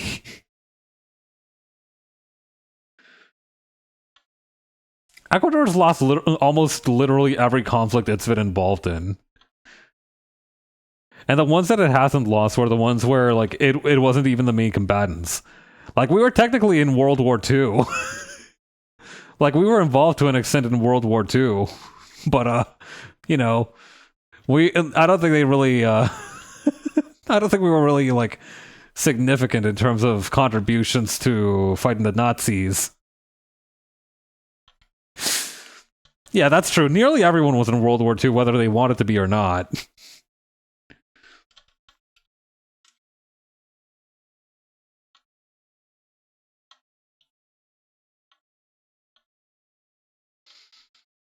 Yeah, Empire shit. You do hate to see it.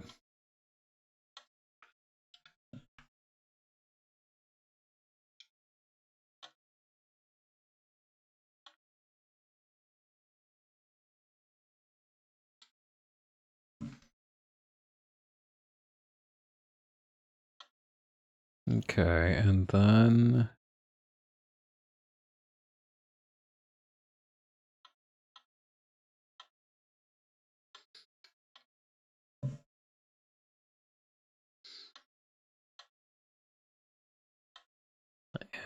we just kind of want to...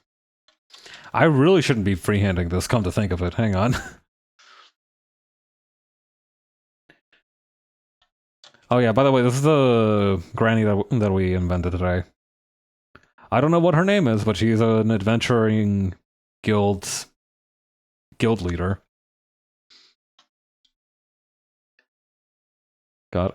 I think it's really telling of who I am as a person that, like, when I was thinking about, like, what the role of an adventurer's guild would be in a made-up society that I was thinking about, I immediately thought to myself, they're probably something like, you know, mercenary trained fiber.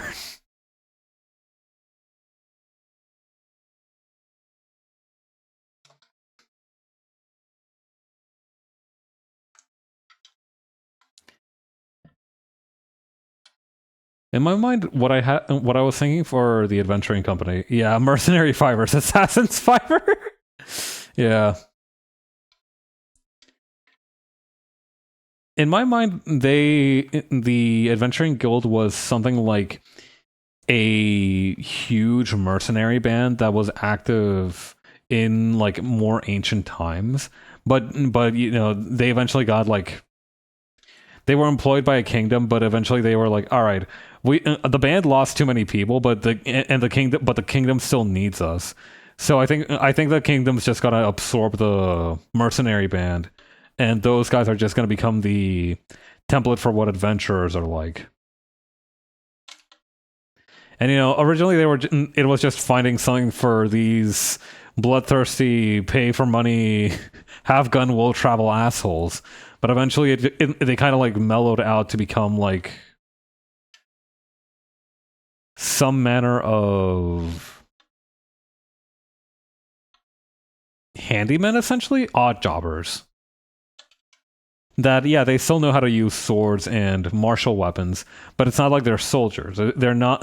You can't use adventurers as an army, or unless you want like either a really crappy army or an army that'll get you into a lot of political trouble.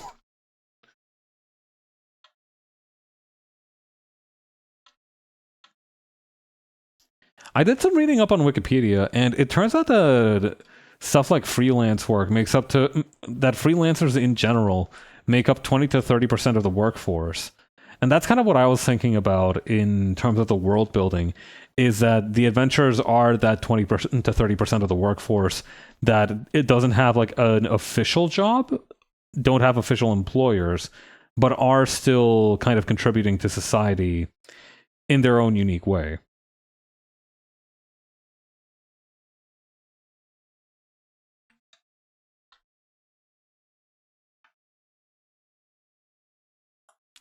Like, not necessarily a respectable job, but definitely one that if you get the right opportunities and get into the right places, can be very lucrative.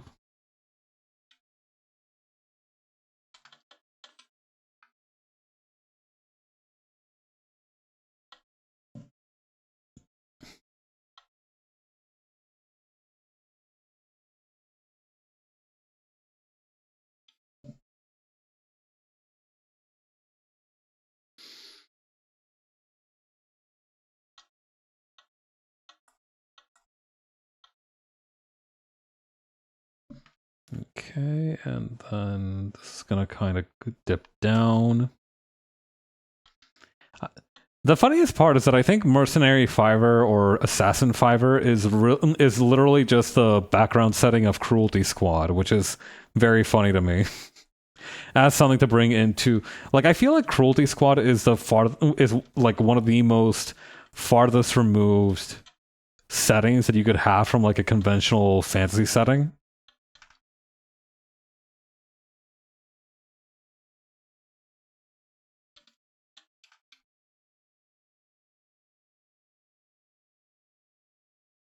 Okay.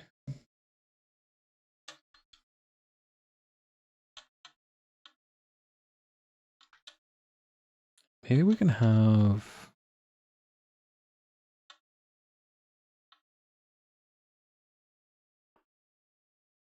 Yeah, kind of dip like this so that over here she can hang her... That's just how it is in Eastern Europe. Citation needed. That would be a fantastic bit to have as a trademark in your text communications. Just have in square brackets citation needed as whenever you're coming up with some bullshit or something that you can't fully verify in the heat of the moment.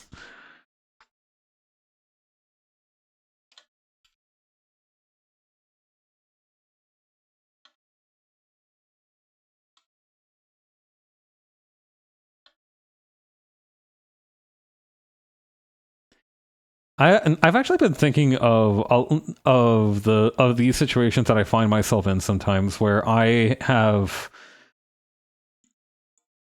think it takes people by surprise sometimes when I first meet them. When I start doing that thing where I just spitball some bullshit off the top of the dome, and somebody will be like, "Wow, is that true?" And then I'll feel like a huge black hole in my gut and have to be like, "No, I made it up for a joke." Because I thought they were following that it was a joke, but I clearly was very convincing. So I think adding citation needed to the end of a sentence sometimes can really save me from an awkward interaction in those situations. That's the thing. 90% of the time, I am very honest. I don't have a reason to lie. but in that 10%, that rare 10%, I do be making shit up just to see people smile.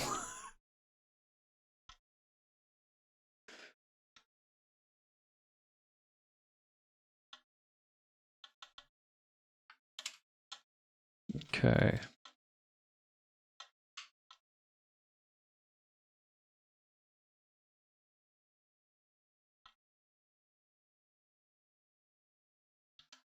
Yeah, the trickster's delight.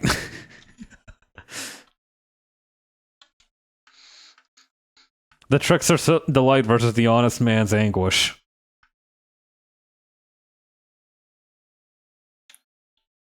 Okay.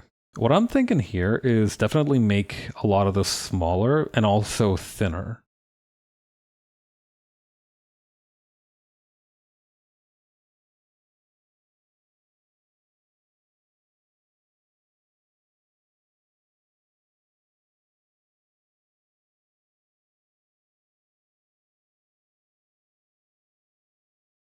Okay, and here we go. Wrong color. That's better.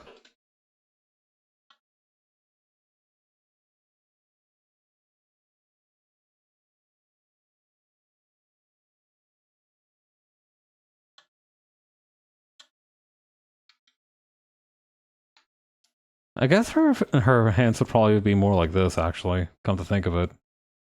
Rather than balled up like that.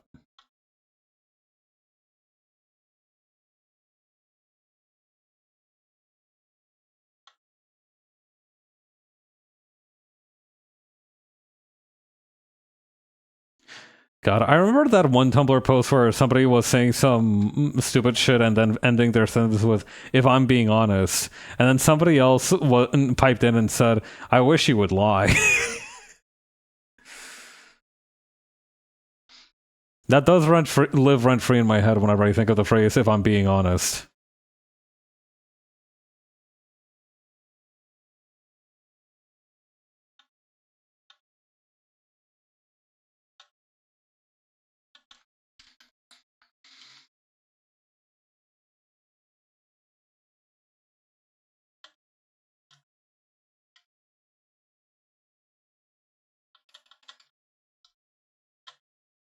Okay, and then over here.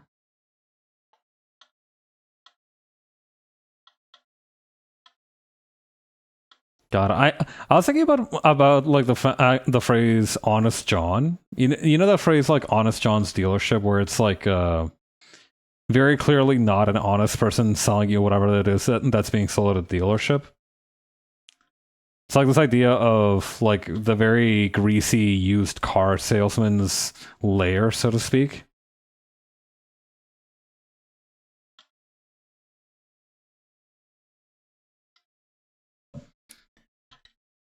I was thinking about like the potential that I had to open one of those up, but then I realized that that was just what the whole affiliate send off stream was about. Just me cosplaying as a greasy used car salesman.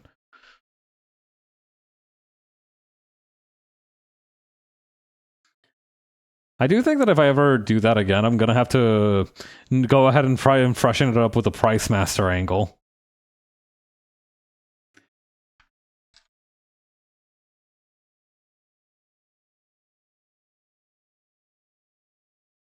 Exercising your used car salesman spirit, yeah.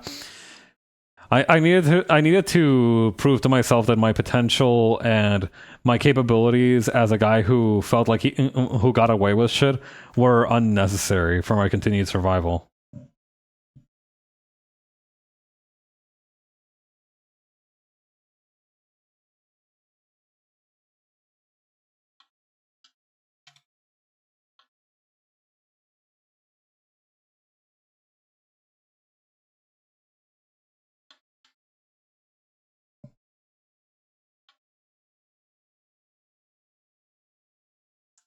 Yeah, I like this expression. I like how it's coming along.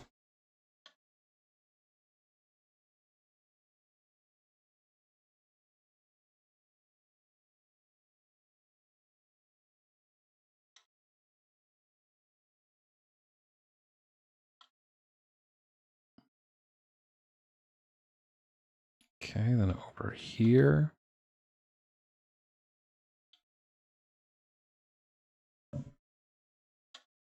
Is this right?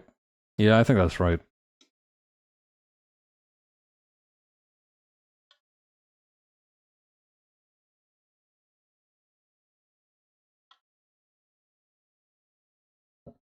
Used car salesman and spirit exorcist is just what Reagan Arataka is, I think.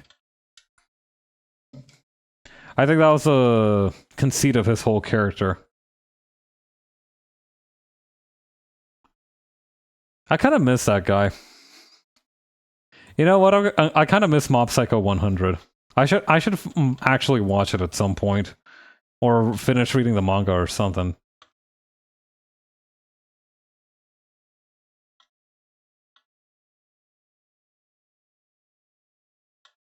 Because I remember I was reading up to like the Psycho Helmet religion part of it, but I think that's kind of like where I petered off.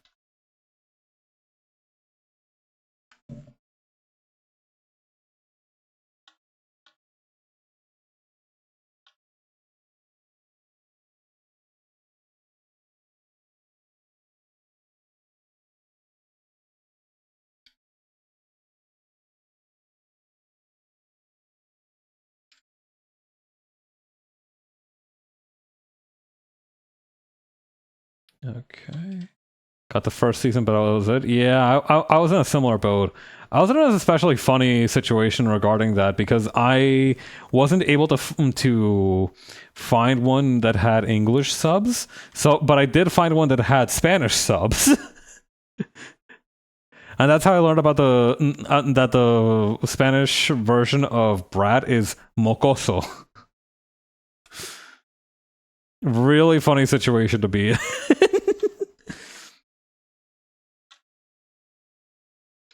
I don't know. I feel like the first season of Mob Psycho 100 is extremely strong.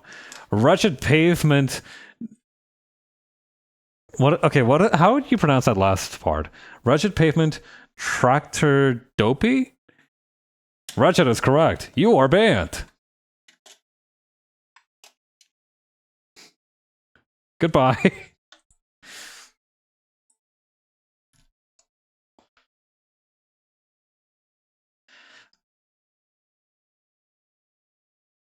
Sorry, spammers, but the only bots I believe in are the ones currently whooping my ass in Team Fortress 2.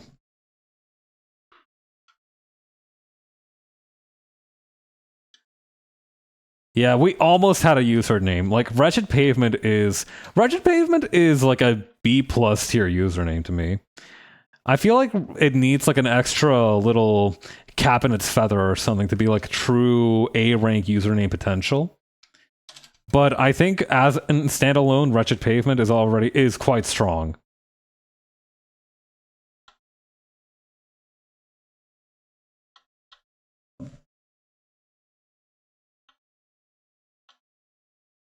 Wretched Pavement is pretty good. Wretched Pavement 0789.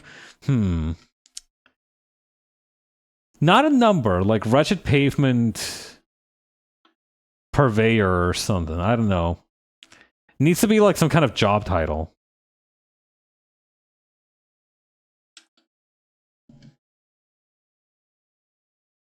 Or some kind of office, like a Wretched Pavement Commander or something like that.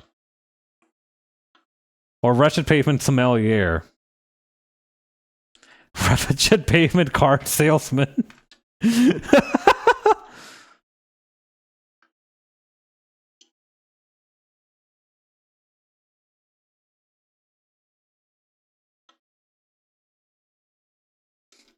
Wretched Pavement Sommelier is incredible.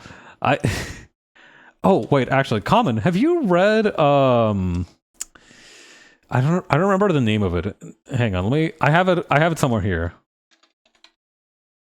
Okay, have you read Ona Sono no Hoshi? Wait, hang on, let me see if I can. Hang on. What is it called? Like, let me see if I can find. Yeah. Here we go. Have you read this manga? Because I caught a few chapters of it, and it is incredibly funny. And I think you would also really enjoy it.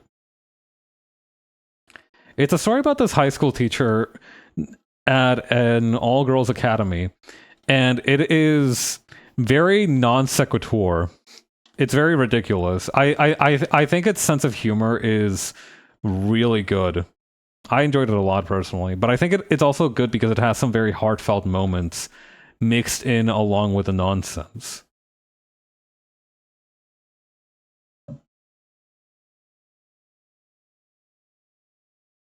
So yeah, I've been reading that on and off whenever it publishes new chapters, and it's been a delight. I've just really enjoyed the series. It's it almost feels a little bit like a Seinfeld episode. I haven't really watched much Seinfeld, but I think it's got a very similar vibe where it's just a bunch of people talking about any old bullshit that is relevant to the topic at hand.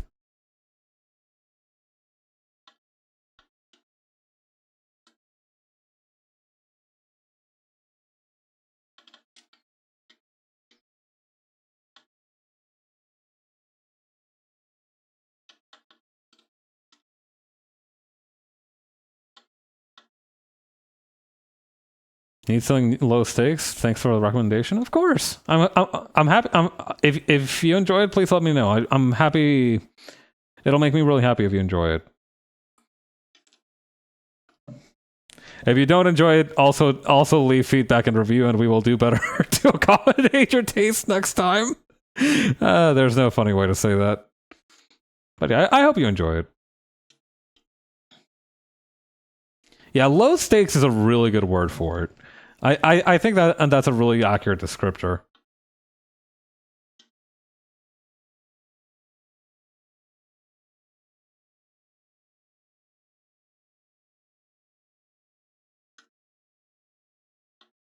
Okay.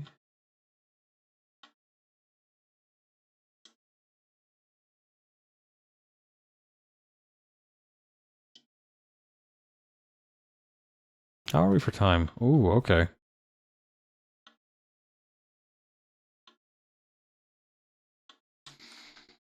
I'm not gonna have to hurry on this one.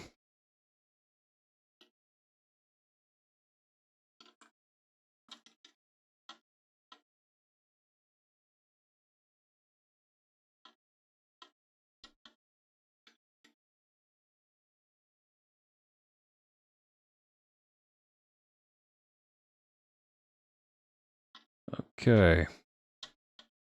Leaving a Google review for your recommendation. Perfect. That is the exact amount of... That is the exact kind of vibe that I'm going for.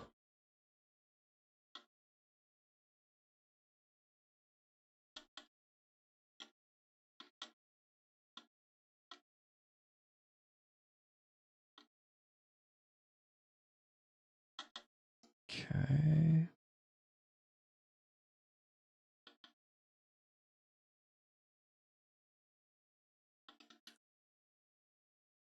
Nice. All right.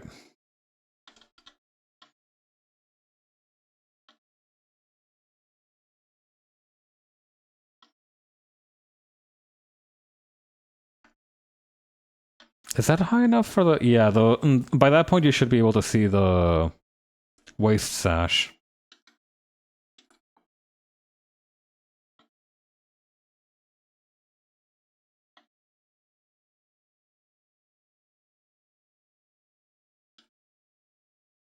Okay, so that's just going to kind of wrap around here.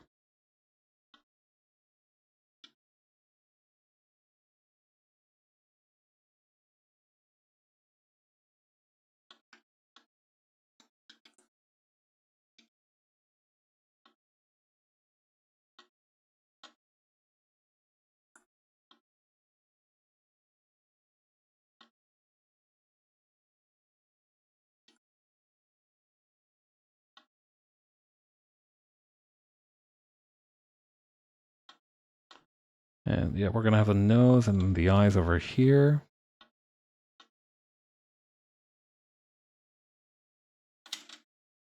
Nice, nice, nice. And then the gambeson is just going to kind of going to continue upwards over here.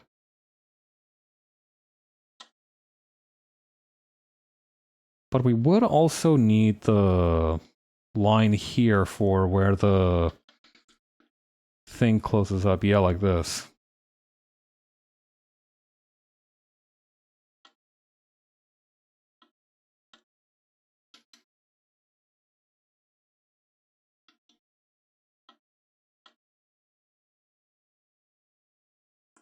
Yeah, okay, okay.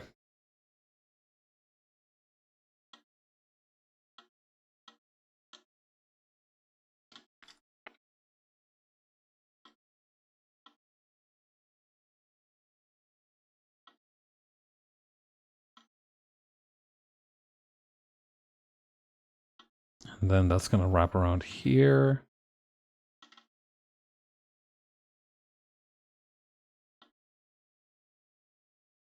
And that's going to also have a part here for the button to kind of slide around.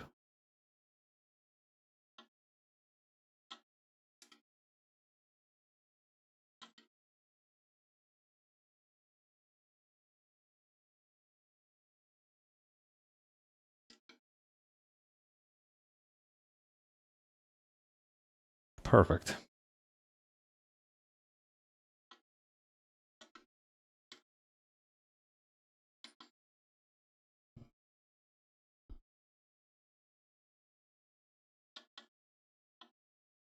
That's a little bit short, though. In terms of the line for the quilt, I mean.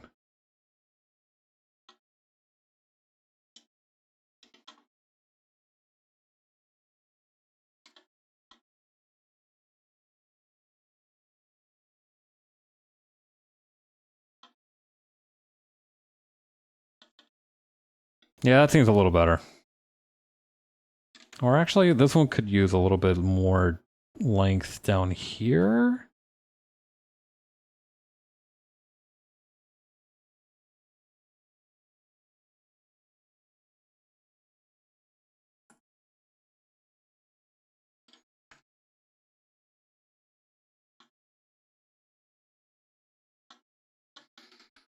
Yes. Yeah, okay.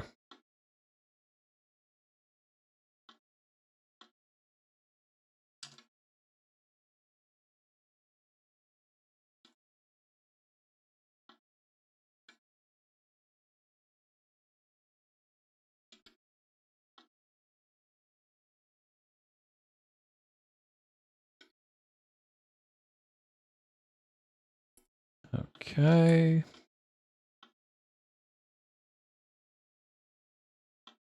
I fear this quilting looks a little less elegant than I had envisioned, but I'm sure it'll all come together eventually.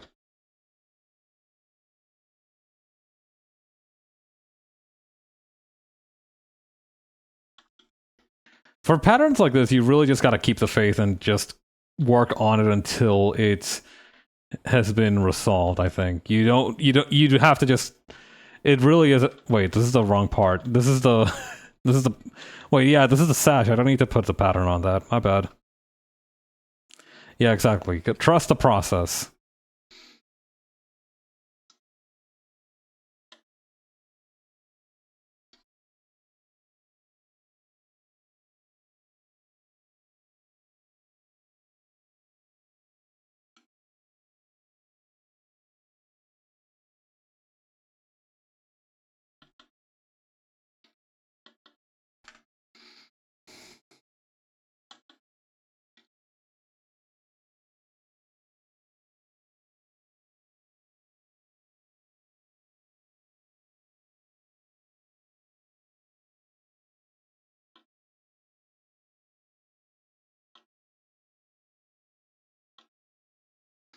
This quilt at the top is an incredible idea. Looks so cozy, right?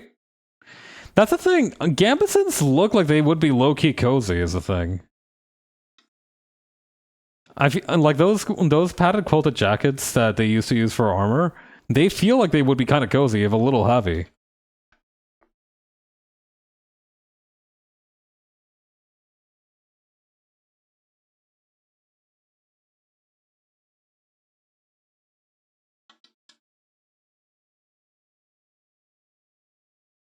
Okay, then over here.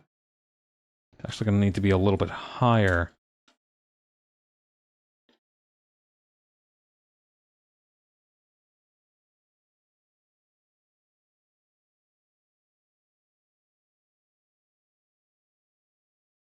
Yep, over there. Perfect.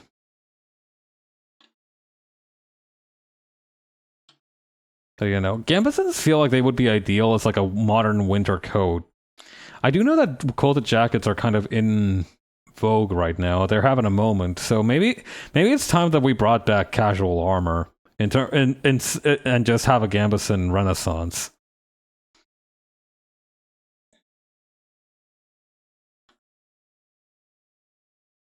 Like a puffer jacket? Sorta, yeah. Not really, though, so hang on. Quilted jacket. Like, a puffer is quilted, per se, but, like... sort of more like this, from what I understand. Or like this. Apparently this kind of clothing is having a moment for some reason. Or at least it had a moment 3 months ago when I was out shopping for jackets and I looked up what was trendy. I don't have much. The good thing about me is that I don't have much of a sense of a personal sense of fashion, so I can just look up whatever's trendy and try to see if it gels with my idea of what I like wearing or not.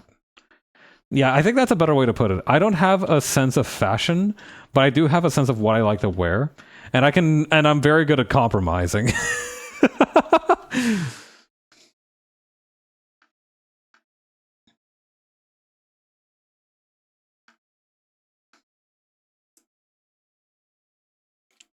Okay. Guy who likes to dip his toes in the trend. If there's one thing about me, it's that I'm always dipping my toes in stuff. That's not even like a foot joke or anything. That's just genuinely true about me. Not a fashion slave, more like a fashion acquaintance. Not so much a crime against fashion as much as it is a fashion misdemeanor.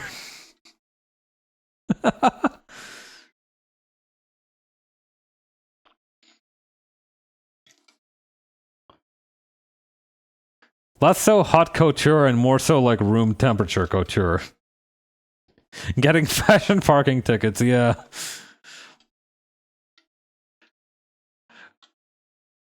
Fighting it in the fashion small claims court.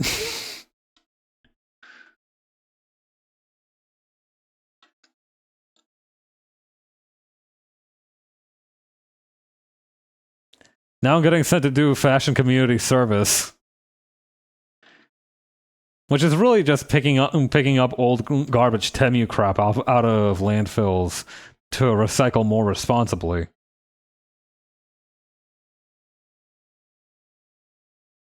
Fashion small claims court and the judge is like 3 months out of style. But still serving. I thought 3 months out of style was like the sentence the judge was giving me. in this case. We find a defendant guilty. 3 months out of fashion. And like, I don't know, you get sent to a time prison or some shit. You got put in like a poodle skirt or something. Or actually, I don't know, what's unfashionable? There's not a lot that I can't make work as the thing.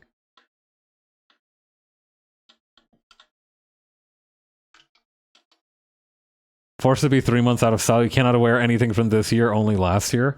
Yeah, I think that would be the most practical application of it. You can wear anything from before the patent that it hasn't been hot in 3 months. Yeah, that's a thing. Like, I think past a certain point, you're just gonna come back around to being fat and trendy again.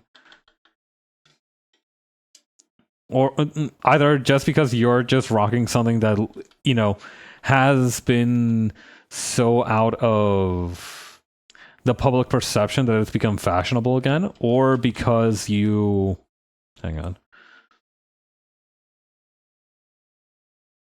Or because it just never really went out of style to begin with. Like, theoretically, collar shirts and stuff were in fashion more than 70 decades ago, right? So it's not, you don't really need, it's really more of a light sentence than you'd think. If you try to grow egregious with it and wear caveman shit, then that's when they kind of come after you, but wearing jeans when I time travel to the 1950s. I kind of wish there were more 50s style jeans because I feel like those had more seat to them. I feel like I think I would enjoy wearing high-waisted pants more as I currently am. They've kind of grown on me a little bit. And there's just not really a whole lot of high-waisted jeans out there these days. Like, there are ones that just aren't low, but there aren't really ones that are high-waisted. And that's stuff on me because I like having slightly higher waisted pants now. They fit me better. They look better on me when I wear them.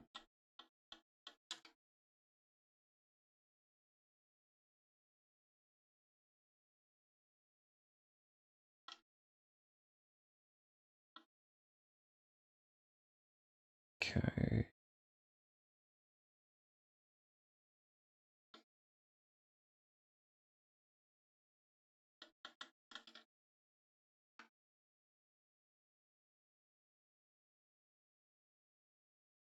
Should I just add an extra thing of wood? No.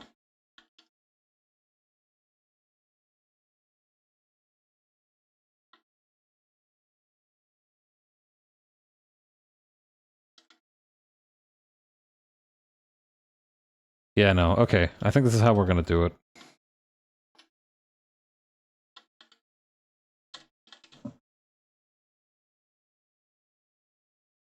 Also, I think we are just going to have to do quilting on the couch as well, so I'm going to need to be very careful so I don't get the couch quilting mixed up with the jacket quilting, or the shirt quilting, rather.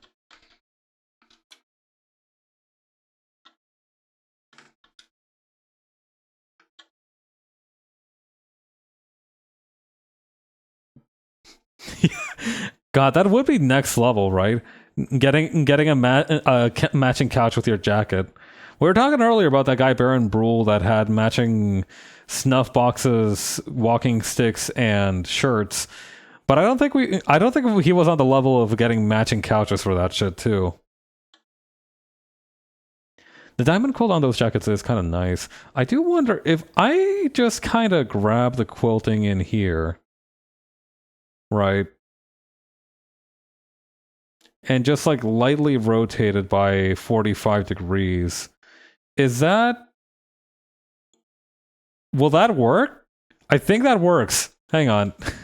Holy shit, I think that works actually.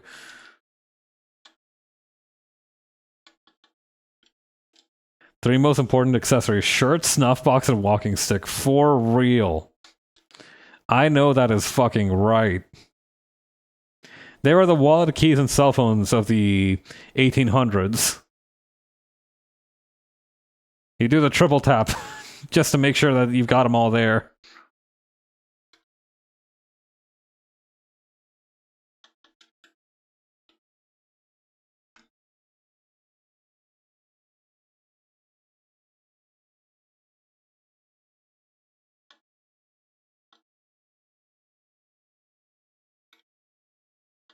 Honestly, this worked a lot more smoothly than expected, but I will need to probably fiddle around with some of the proportions on this because it does look a little bit like she has... The fact makes it look like there's something like bulging here, which isn't what I'm trying to go for. I don't know, maybe if I just kind of shrink this section here. Kind of works.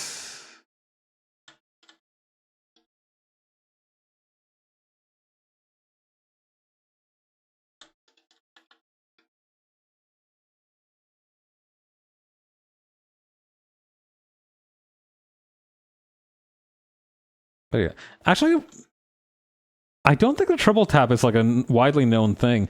I remember reading of... This is going to be a really funny way to give as an insight for my sources of cultural knowledge. I remember being like, what, 9 years old, maybe 12 or 11, and I read a Rage comic where it had where like they were like they're walking around, time for a triple tap, wallet, phone, keys. And ever since then, that's what I've associated in my mind with a triple tap. It's just wallet, phone, keys. When I heard the phrase double tap for the first time, I assumed that they were just checking for two of those, but not the third.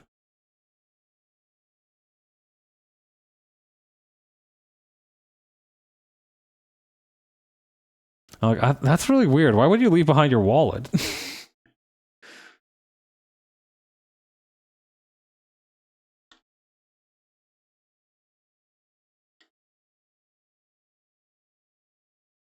Okay. Okay, that's mostly resolved the issue that I had with the kind of topography of this whole thing.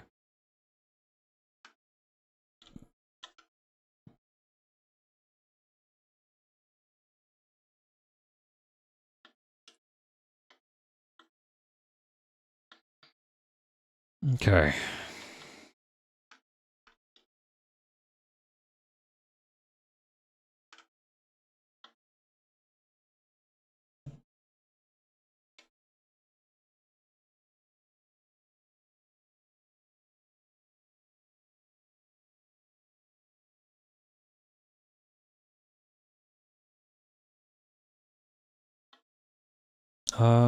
Okay, so that's gonna go kind of like this. And then maybe over here.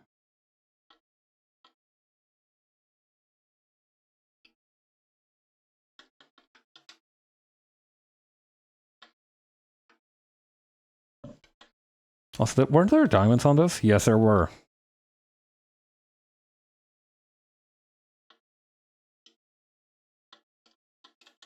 Was that like on the inside line? Yes. Okay.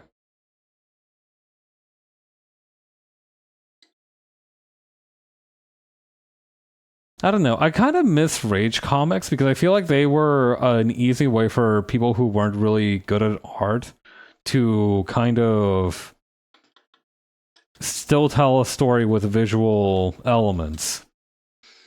You know, I think because we don't have that nowadays, that's part of the reason why AI generated images are becoming so prevalent.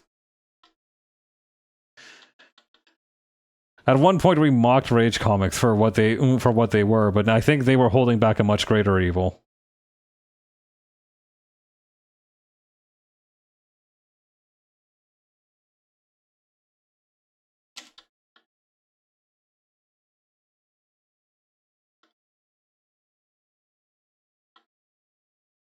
People should just follow Ryan North's Dinosaur Comics example. Yeah, just draw once for use every time. I mean, the thing is that Ryan North is an exception. From what I've understood, Ryan North is just really that guy. He really is just that good at writing. I think a lot of people aren't up to the task of that. I never really liked Dinosaur Comics, and just from like what I remember reading of it and perusing of it, I didn't really enjoy the humor of them, but I do respect what they represent.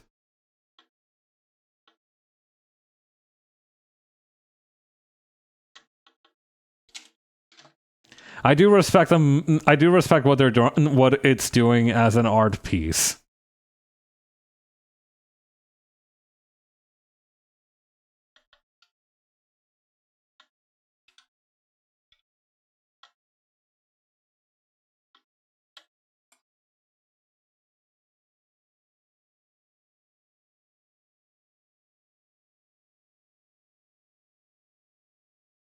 But yeah, I don't know. I feel like now more than ever, it is vital to be able to make things on your own. I think the ability to create things from nothing that artists have, that writers and musicians and everybody else has, I think its value is under threat. I do think like that now, you know, with this whole thing happening, more and more people are saying like, oh, okay, so now we just don't need to pay artists, or like even if we do pay artists, we'll pay them like poverty wages because we could just like get AI to do it instead. But I think because of that, it's also important to have that capability in you to be able to make things to your own specifications and create things that only you can create.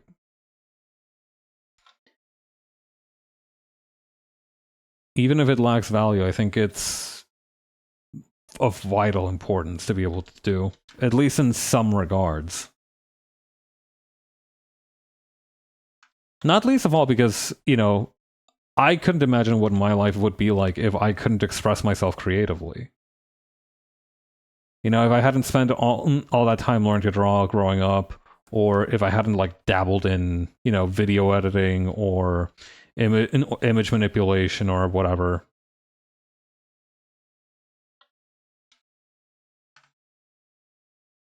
I feel like I would have lost a lot of my capabilities as just someone who is on the internet.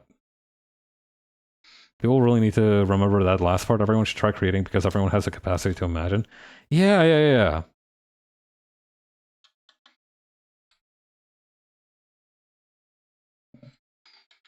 I might just increase the size of this so I don't have to draw more.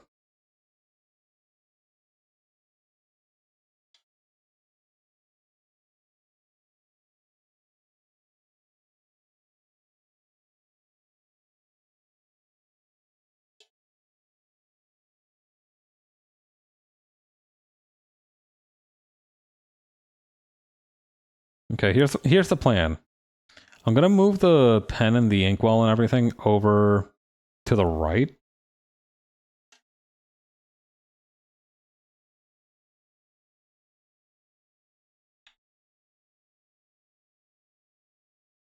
And that way, we have a little bit more something to chew on.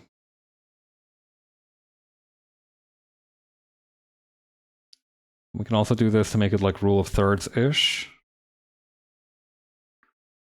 And maybe decrease the line thickness a little bit.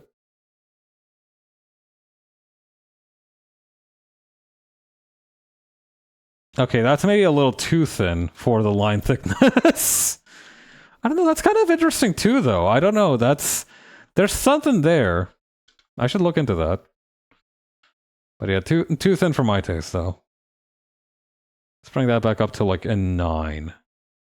Yeah, that's good.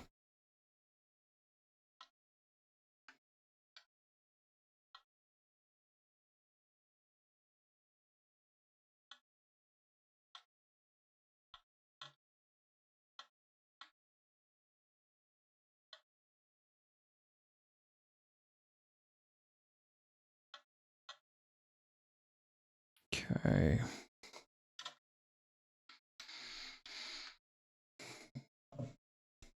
Maybe a teacup or something down here. I think that would also be something that she would just have on her table.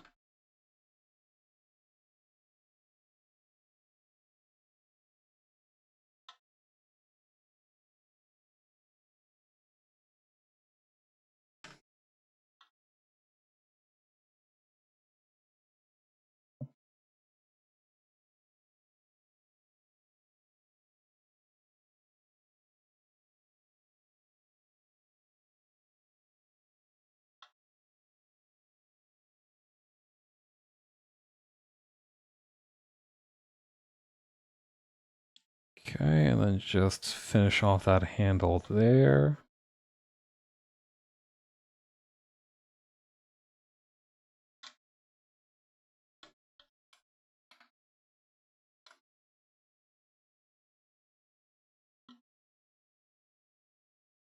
And I think this one's going to have some boxes on it, just to have a form with something on it here.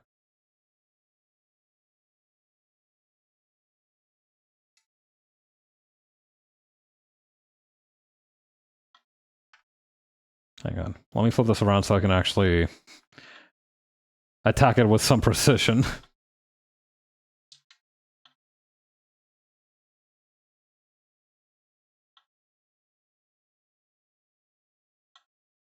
Okay, this section here is going to be a yes or no section. Or actually, that I should put the boxes together like this. And then one for maybe.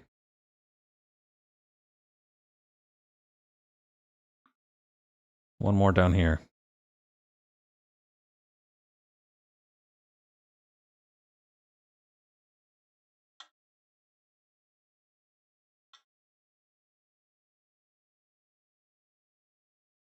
And maybe like a map or something on this one.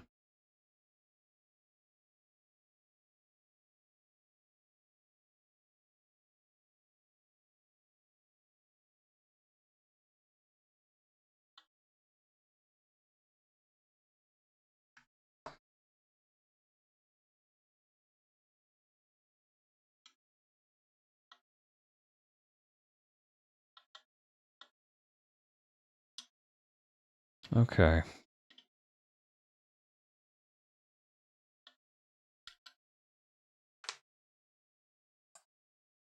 We could probably stand to thicken the lines around here a little bit.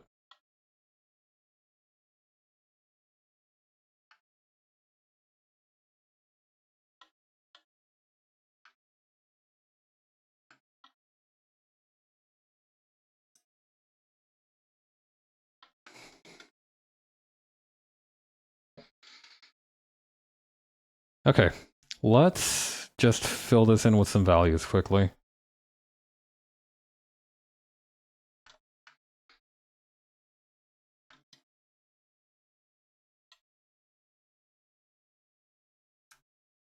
Hang on, I think I missed a spot here.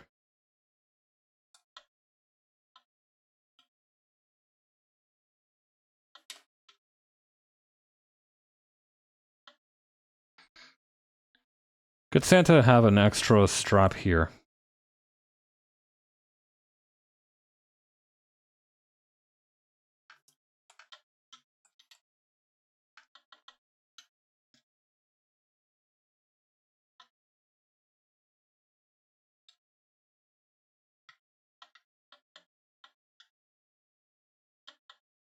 Then over here.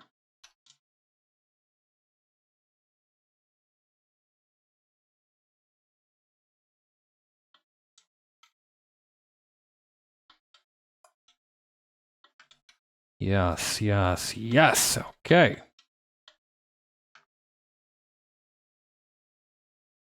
I like the coloring phase because sometimes it helps me figure out where I might have missed a thing or two.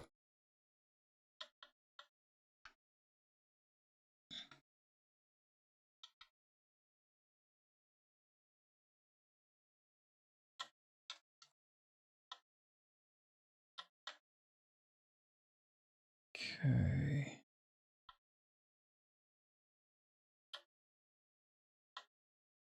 I imagine this one would also have gold trim, just cuz.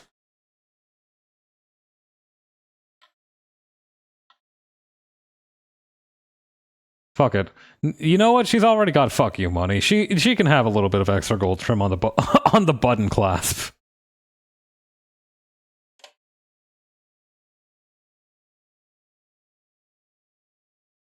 Okay, what part is here? Which? Oh, okay, it's this one. There we go.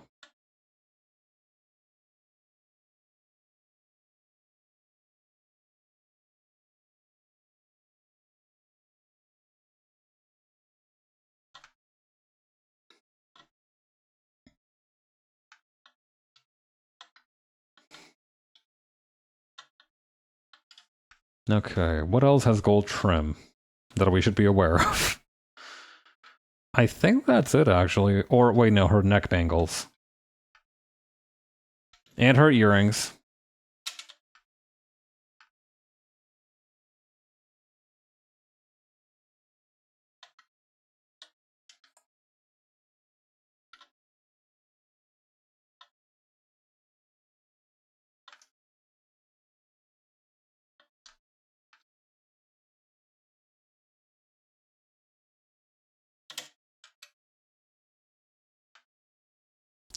Should I give her armpit hair? I think I should.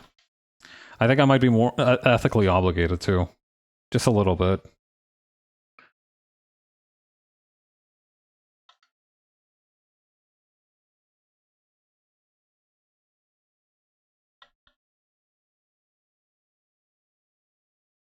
We okay. This is probably an obviously yes, but I did have to wonder for a second if armpit hair also grays like how head hair does. Answer is probably yes, or at least I would assume it would. I don't. I'm not sure actually. I don't know enough about hair to really reliably answer that. But yeah, I'm assuming yes.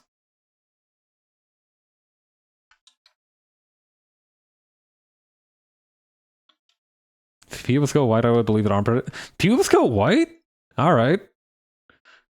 You know what? Then yeah, the armpit hair definitely does too.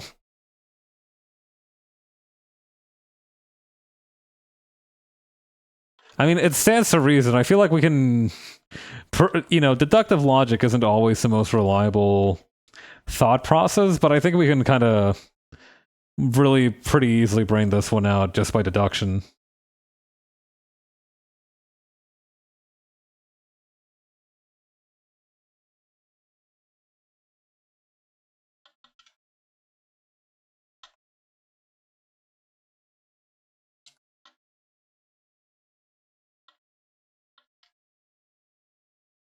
Okay.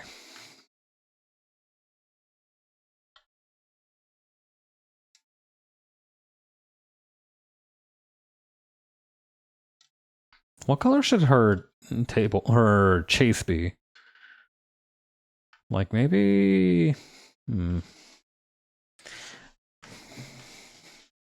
don't know. What would pair well? Maybe like a kind of cream white?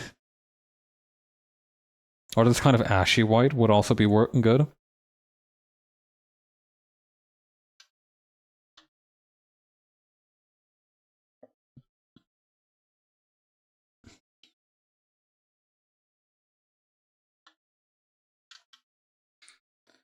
God, for some reason, she reminds me a lot of this one comedy improv show that I went to at a convention that I go to. There's like a pretty regular comedy improv show.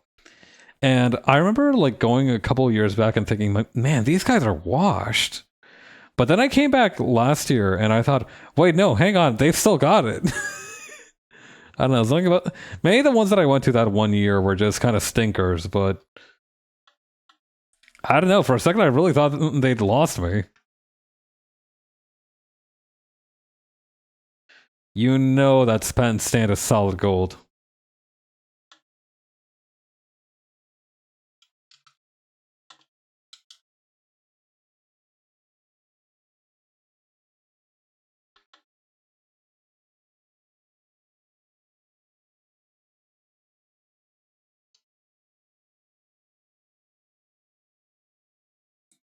Okay, and then we can just finish coloring this one down here.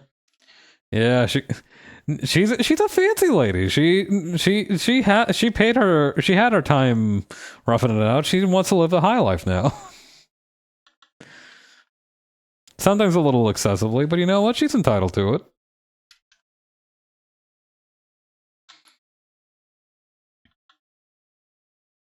I am kind of in love with that aspect of her character that she is now like a semi-retired.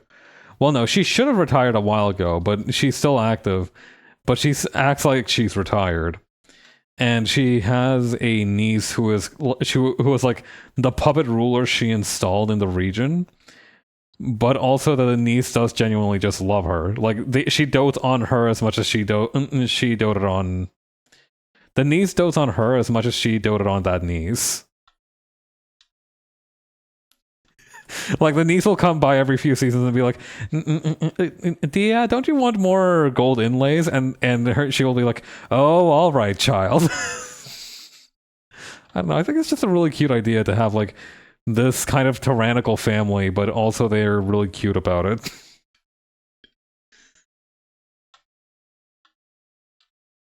Like, yes, they evolved each other in political intrigue, but also they still like they still visit each other for the holidays. They're still like they still regularly see each other throughout the month. They have dinner once a week.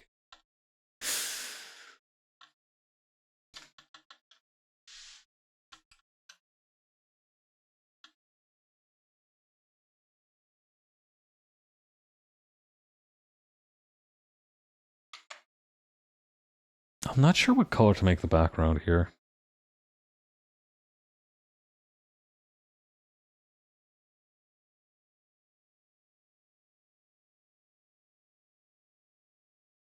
No, this one seems good.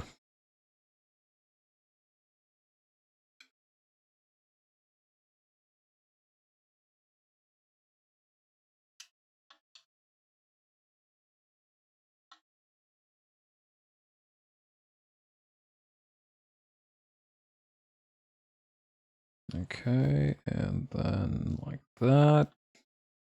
We need a slightly lighter color. Less light than that.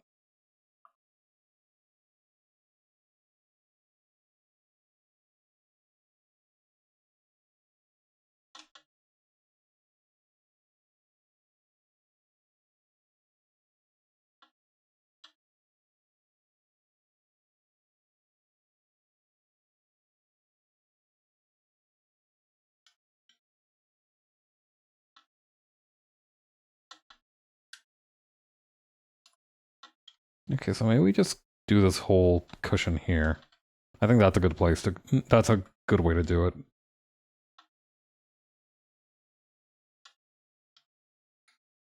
And maybe the underside of a few of these diamonds, why not?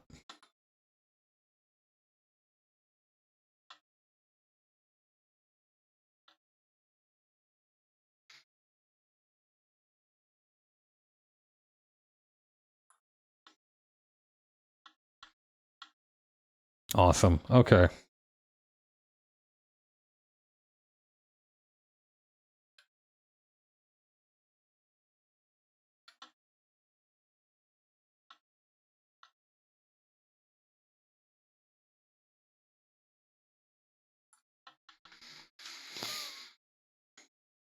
Okay, and then...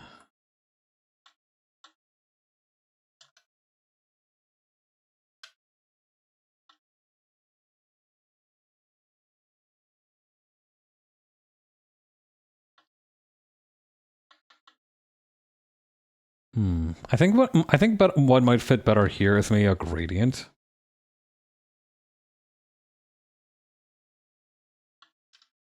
Yeah.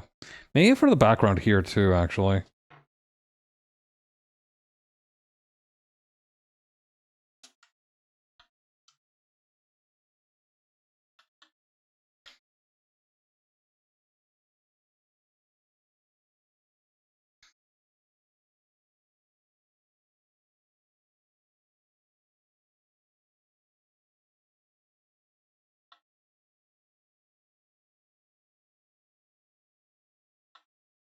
Okay, and then add these here, and...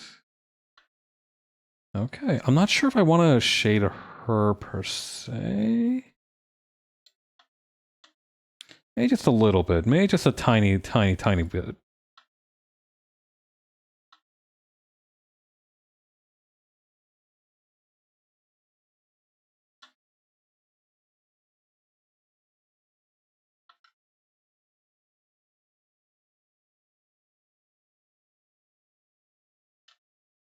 Yeah, sort of like that.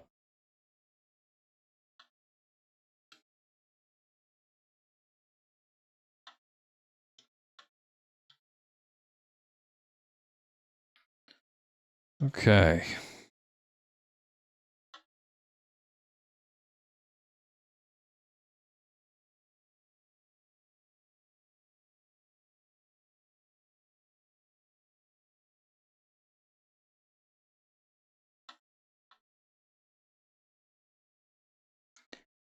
But yeah, I don't...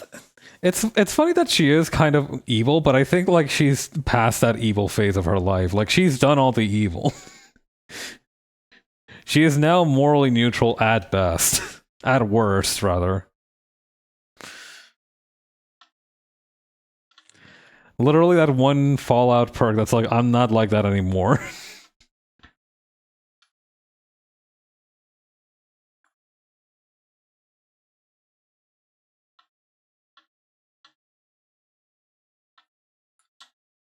She already did every evil thing she wanted to already. Yeah.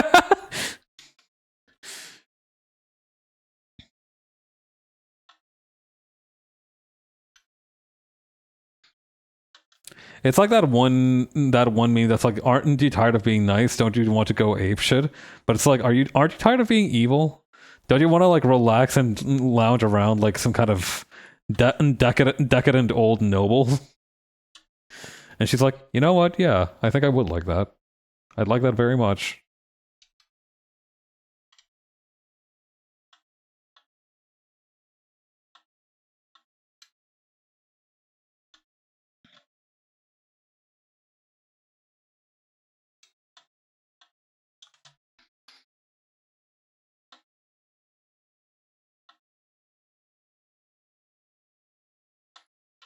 Okay, and then over here.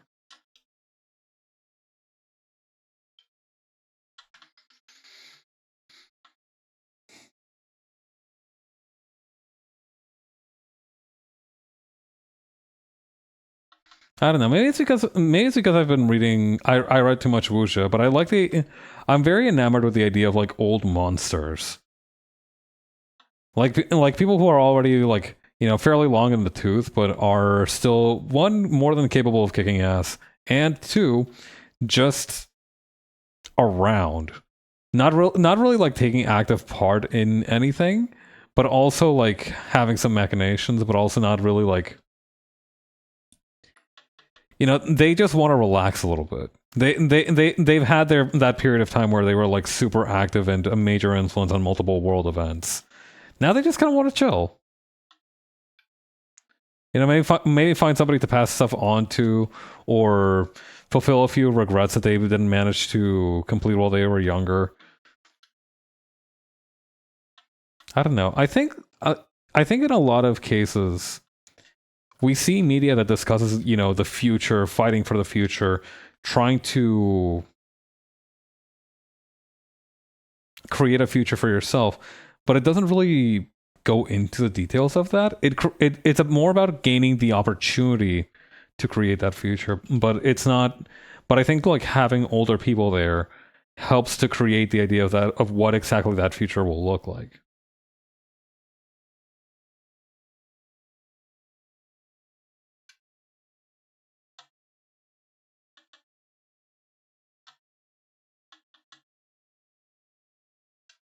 Or what did the future used to look like before?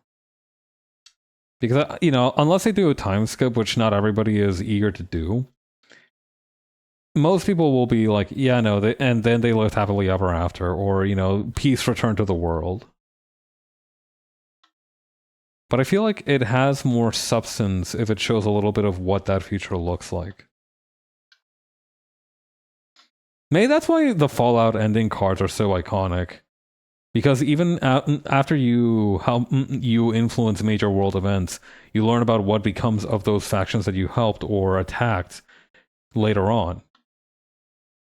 And it paints a more interesting picture than just, go here, do quest, leave. Really funny that Skyrim didn't have anything like that, actually. I guess that's just not their style. Come to think of it, I don't know a lot of other RPGs that do that whole thing of like, here's where they are now, after the adventure is over, besides Fallout.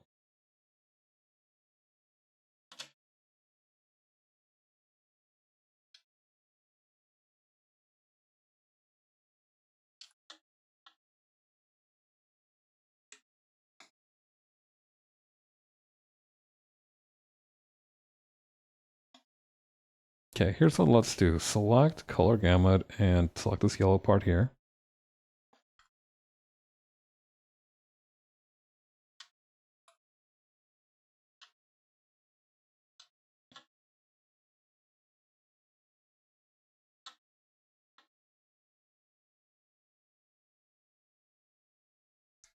Okay, and then like this. And then like this.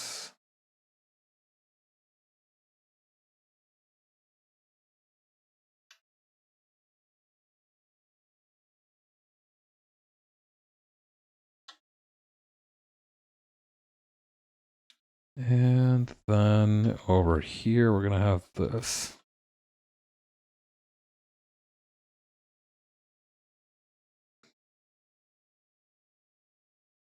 Looks like I messed up a couple spots on the form here. We can fix that up real quick, though.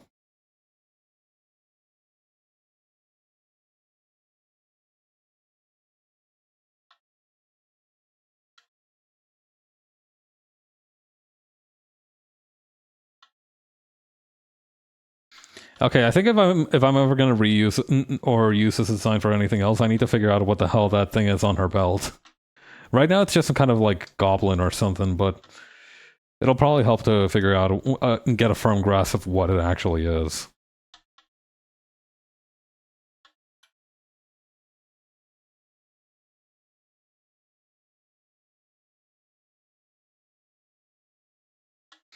Could probably also use some kind of significance for, her own backstory to give it a more thoughtful thing. But we're kind of in a hurry here.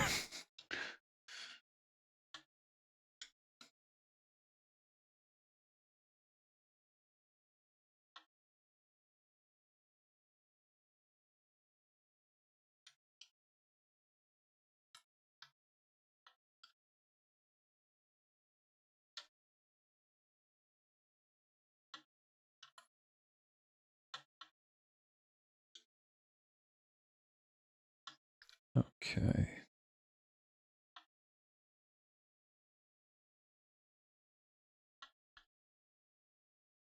Just a little bit of shine on the gold on the gold here.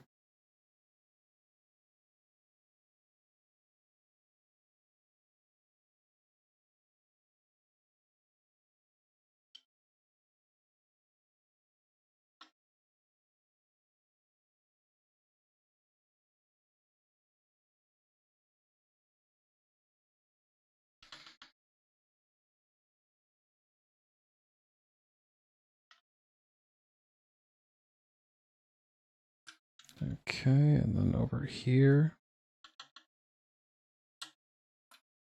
Oh yeah, I guess we should also do that sort of shading on this part of the armor, huh?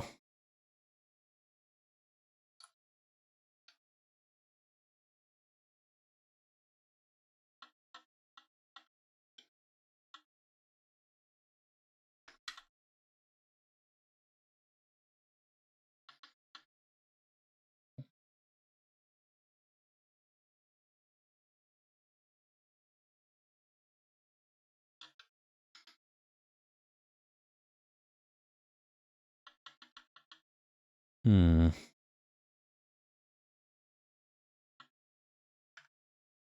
That doesn't quite look right. Okay, I think we might have to use gradients here as well.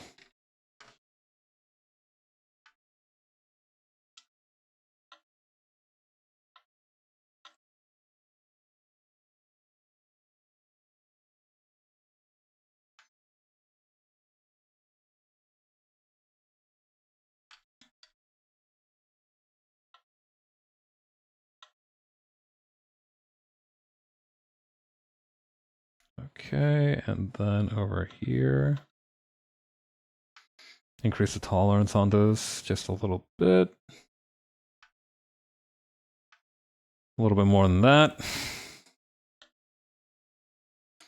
No, that's too much shimmer on there.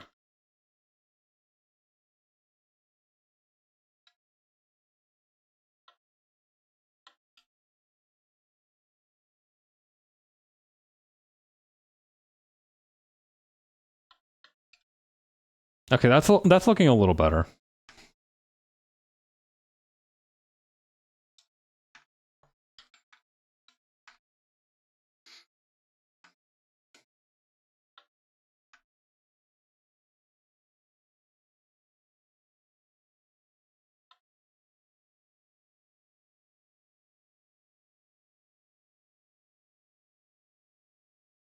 Okay.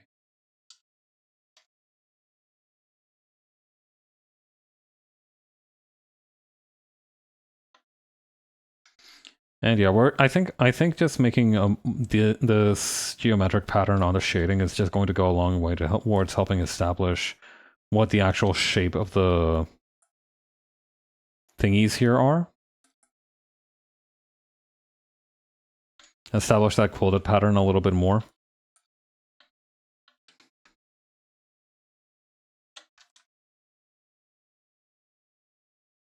Probably should have done this on 2 separate layers, one with a flats layer and one with a shading layer, but it's too late for regrets.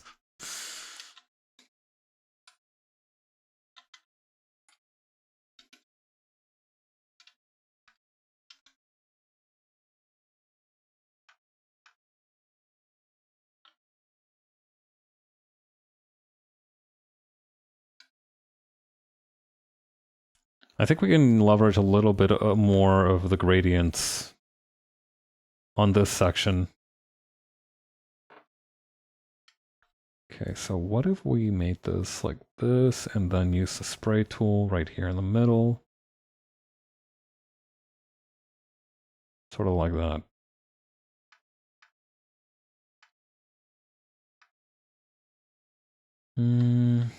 Not quite.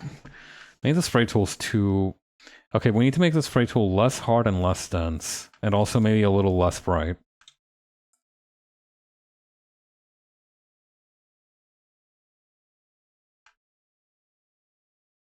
Yeah, that's good.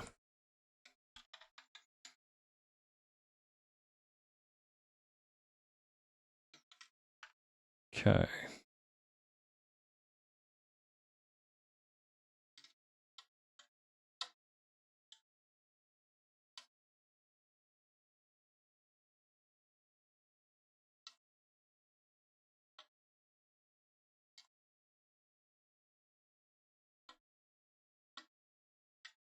Okay.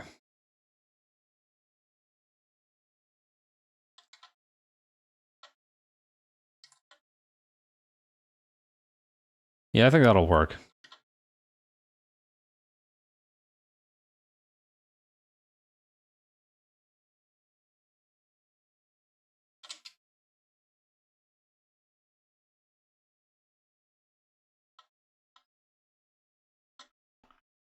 No, put this over here.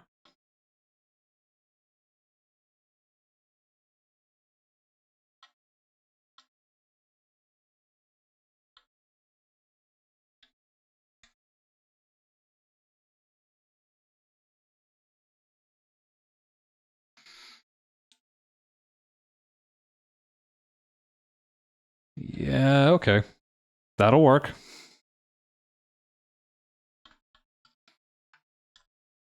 Yeah, we can use something similar. Are we forgetting anything? I feel like I'm forgetting something, but I don't know what. So I'm just going to try and ignore that feeling.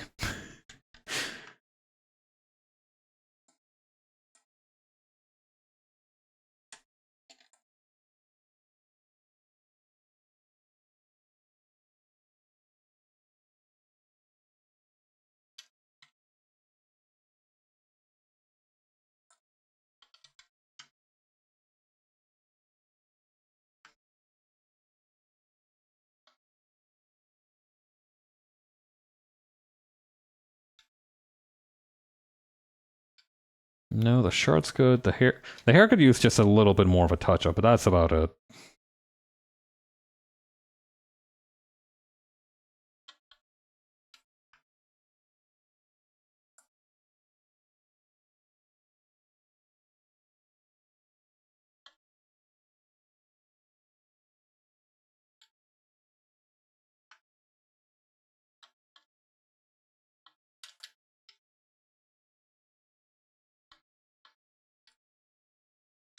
Okay, and I think keeping the pen the same color as the gambeson is a good move. So we'll keep that.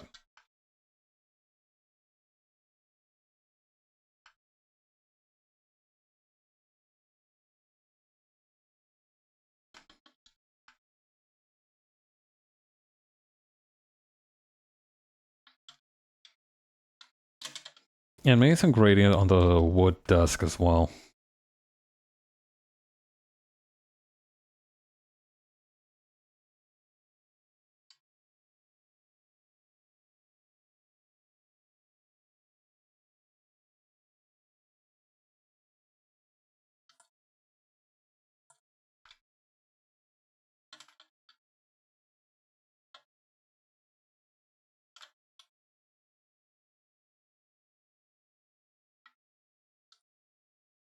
And we'll say the cup's already kind of empty.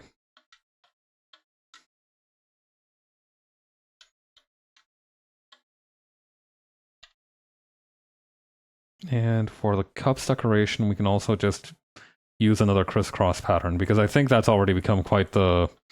This is already like her thing. It is an interesting idea, though. It is an interesting motif to have, like having a quilt motif. I think because I think it communicates, in addition to just the whole thing of it being her armor, it also has like this sense of unity, I think. It's a lot of smaller tiles kind of put together in a way. So I think it's appropriate for someone who leads a guild.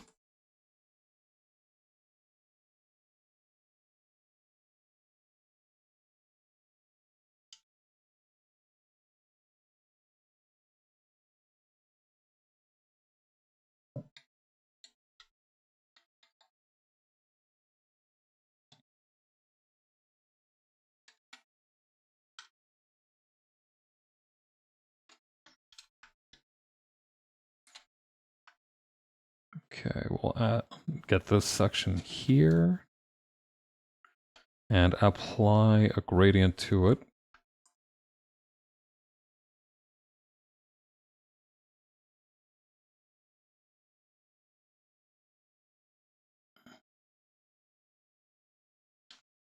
Okay. Whew. All right, I think that's good to go. Oh, goodness. Oh, my hands are kind of tired. But I think that's a good day's work. Is anybody streaming right now? I think we're gonna try and raid someone if we can.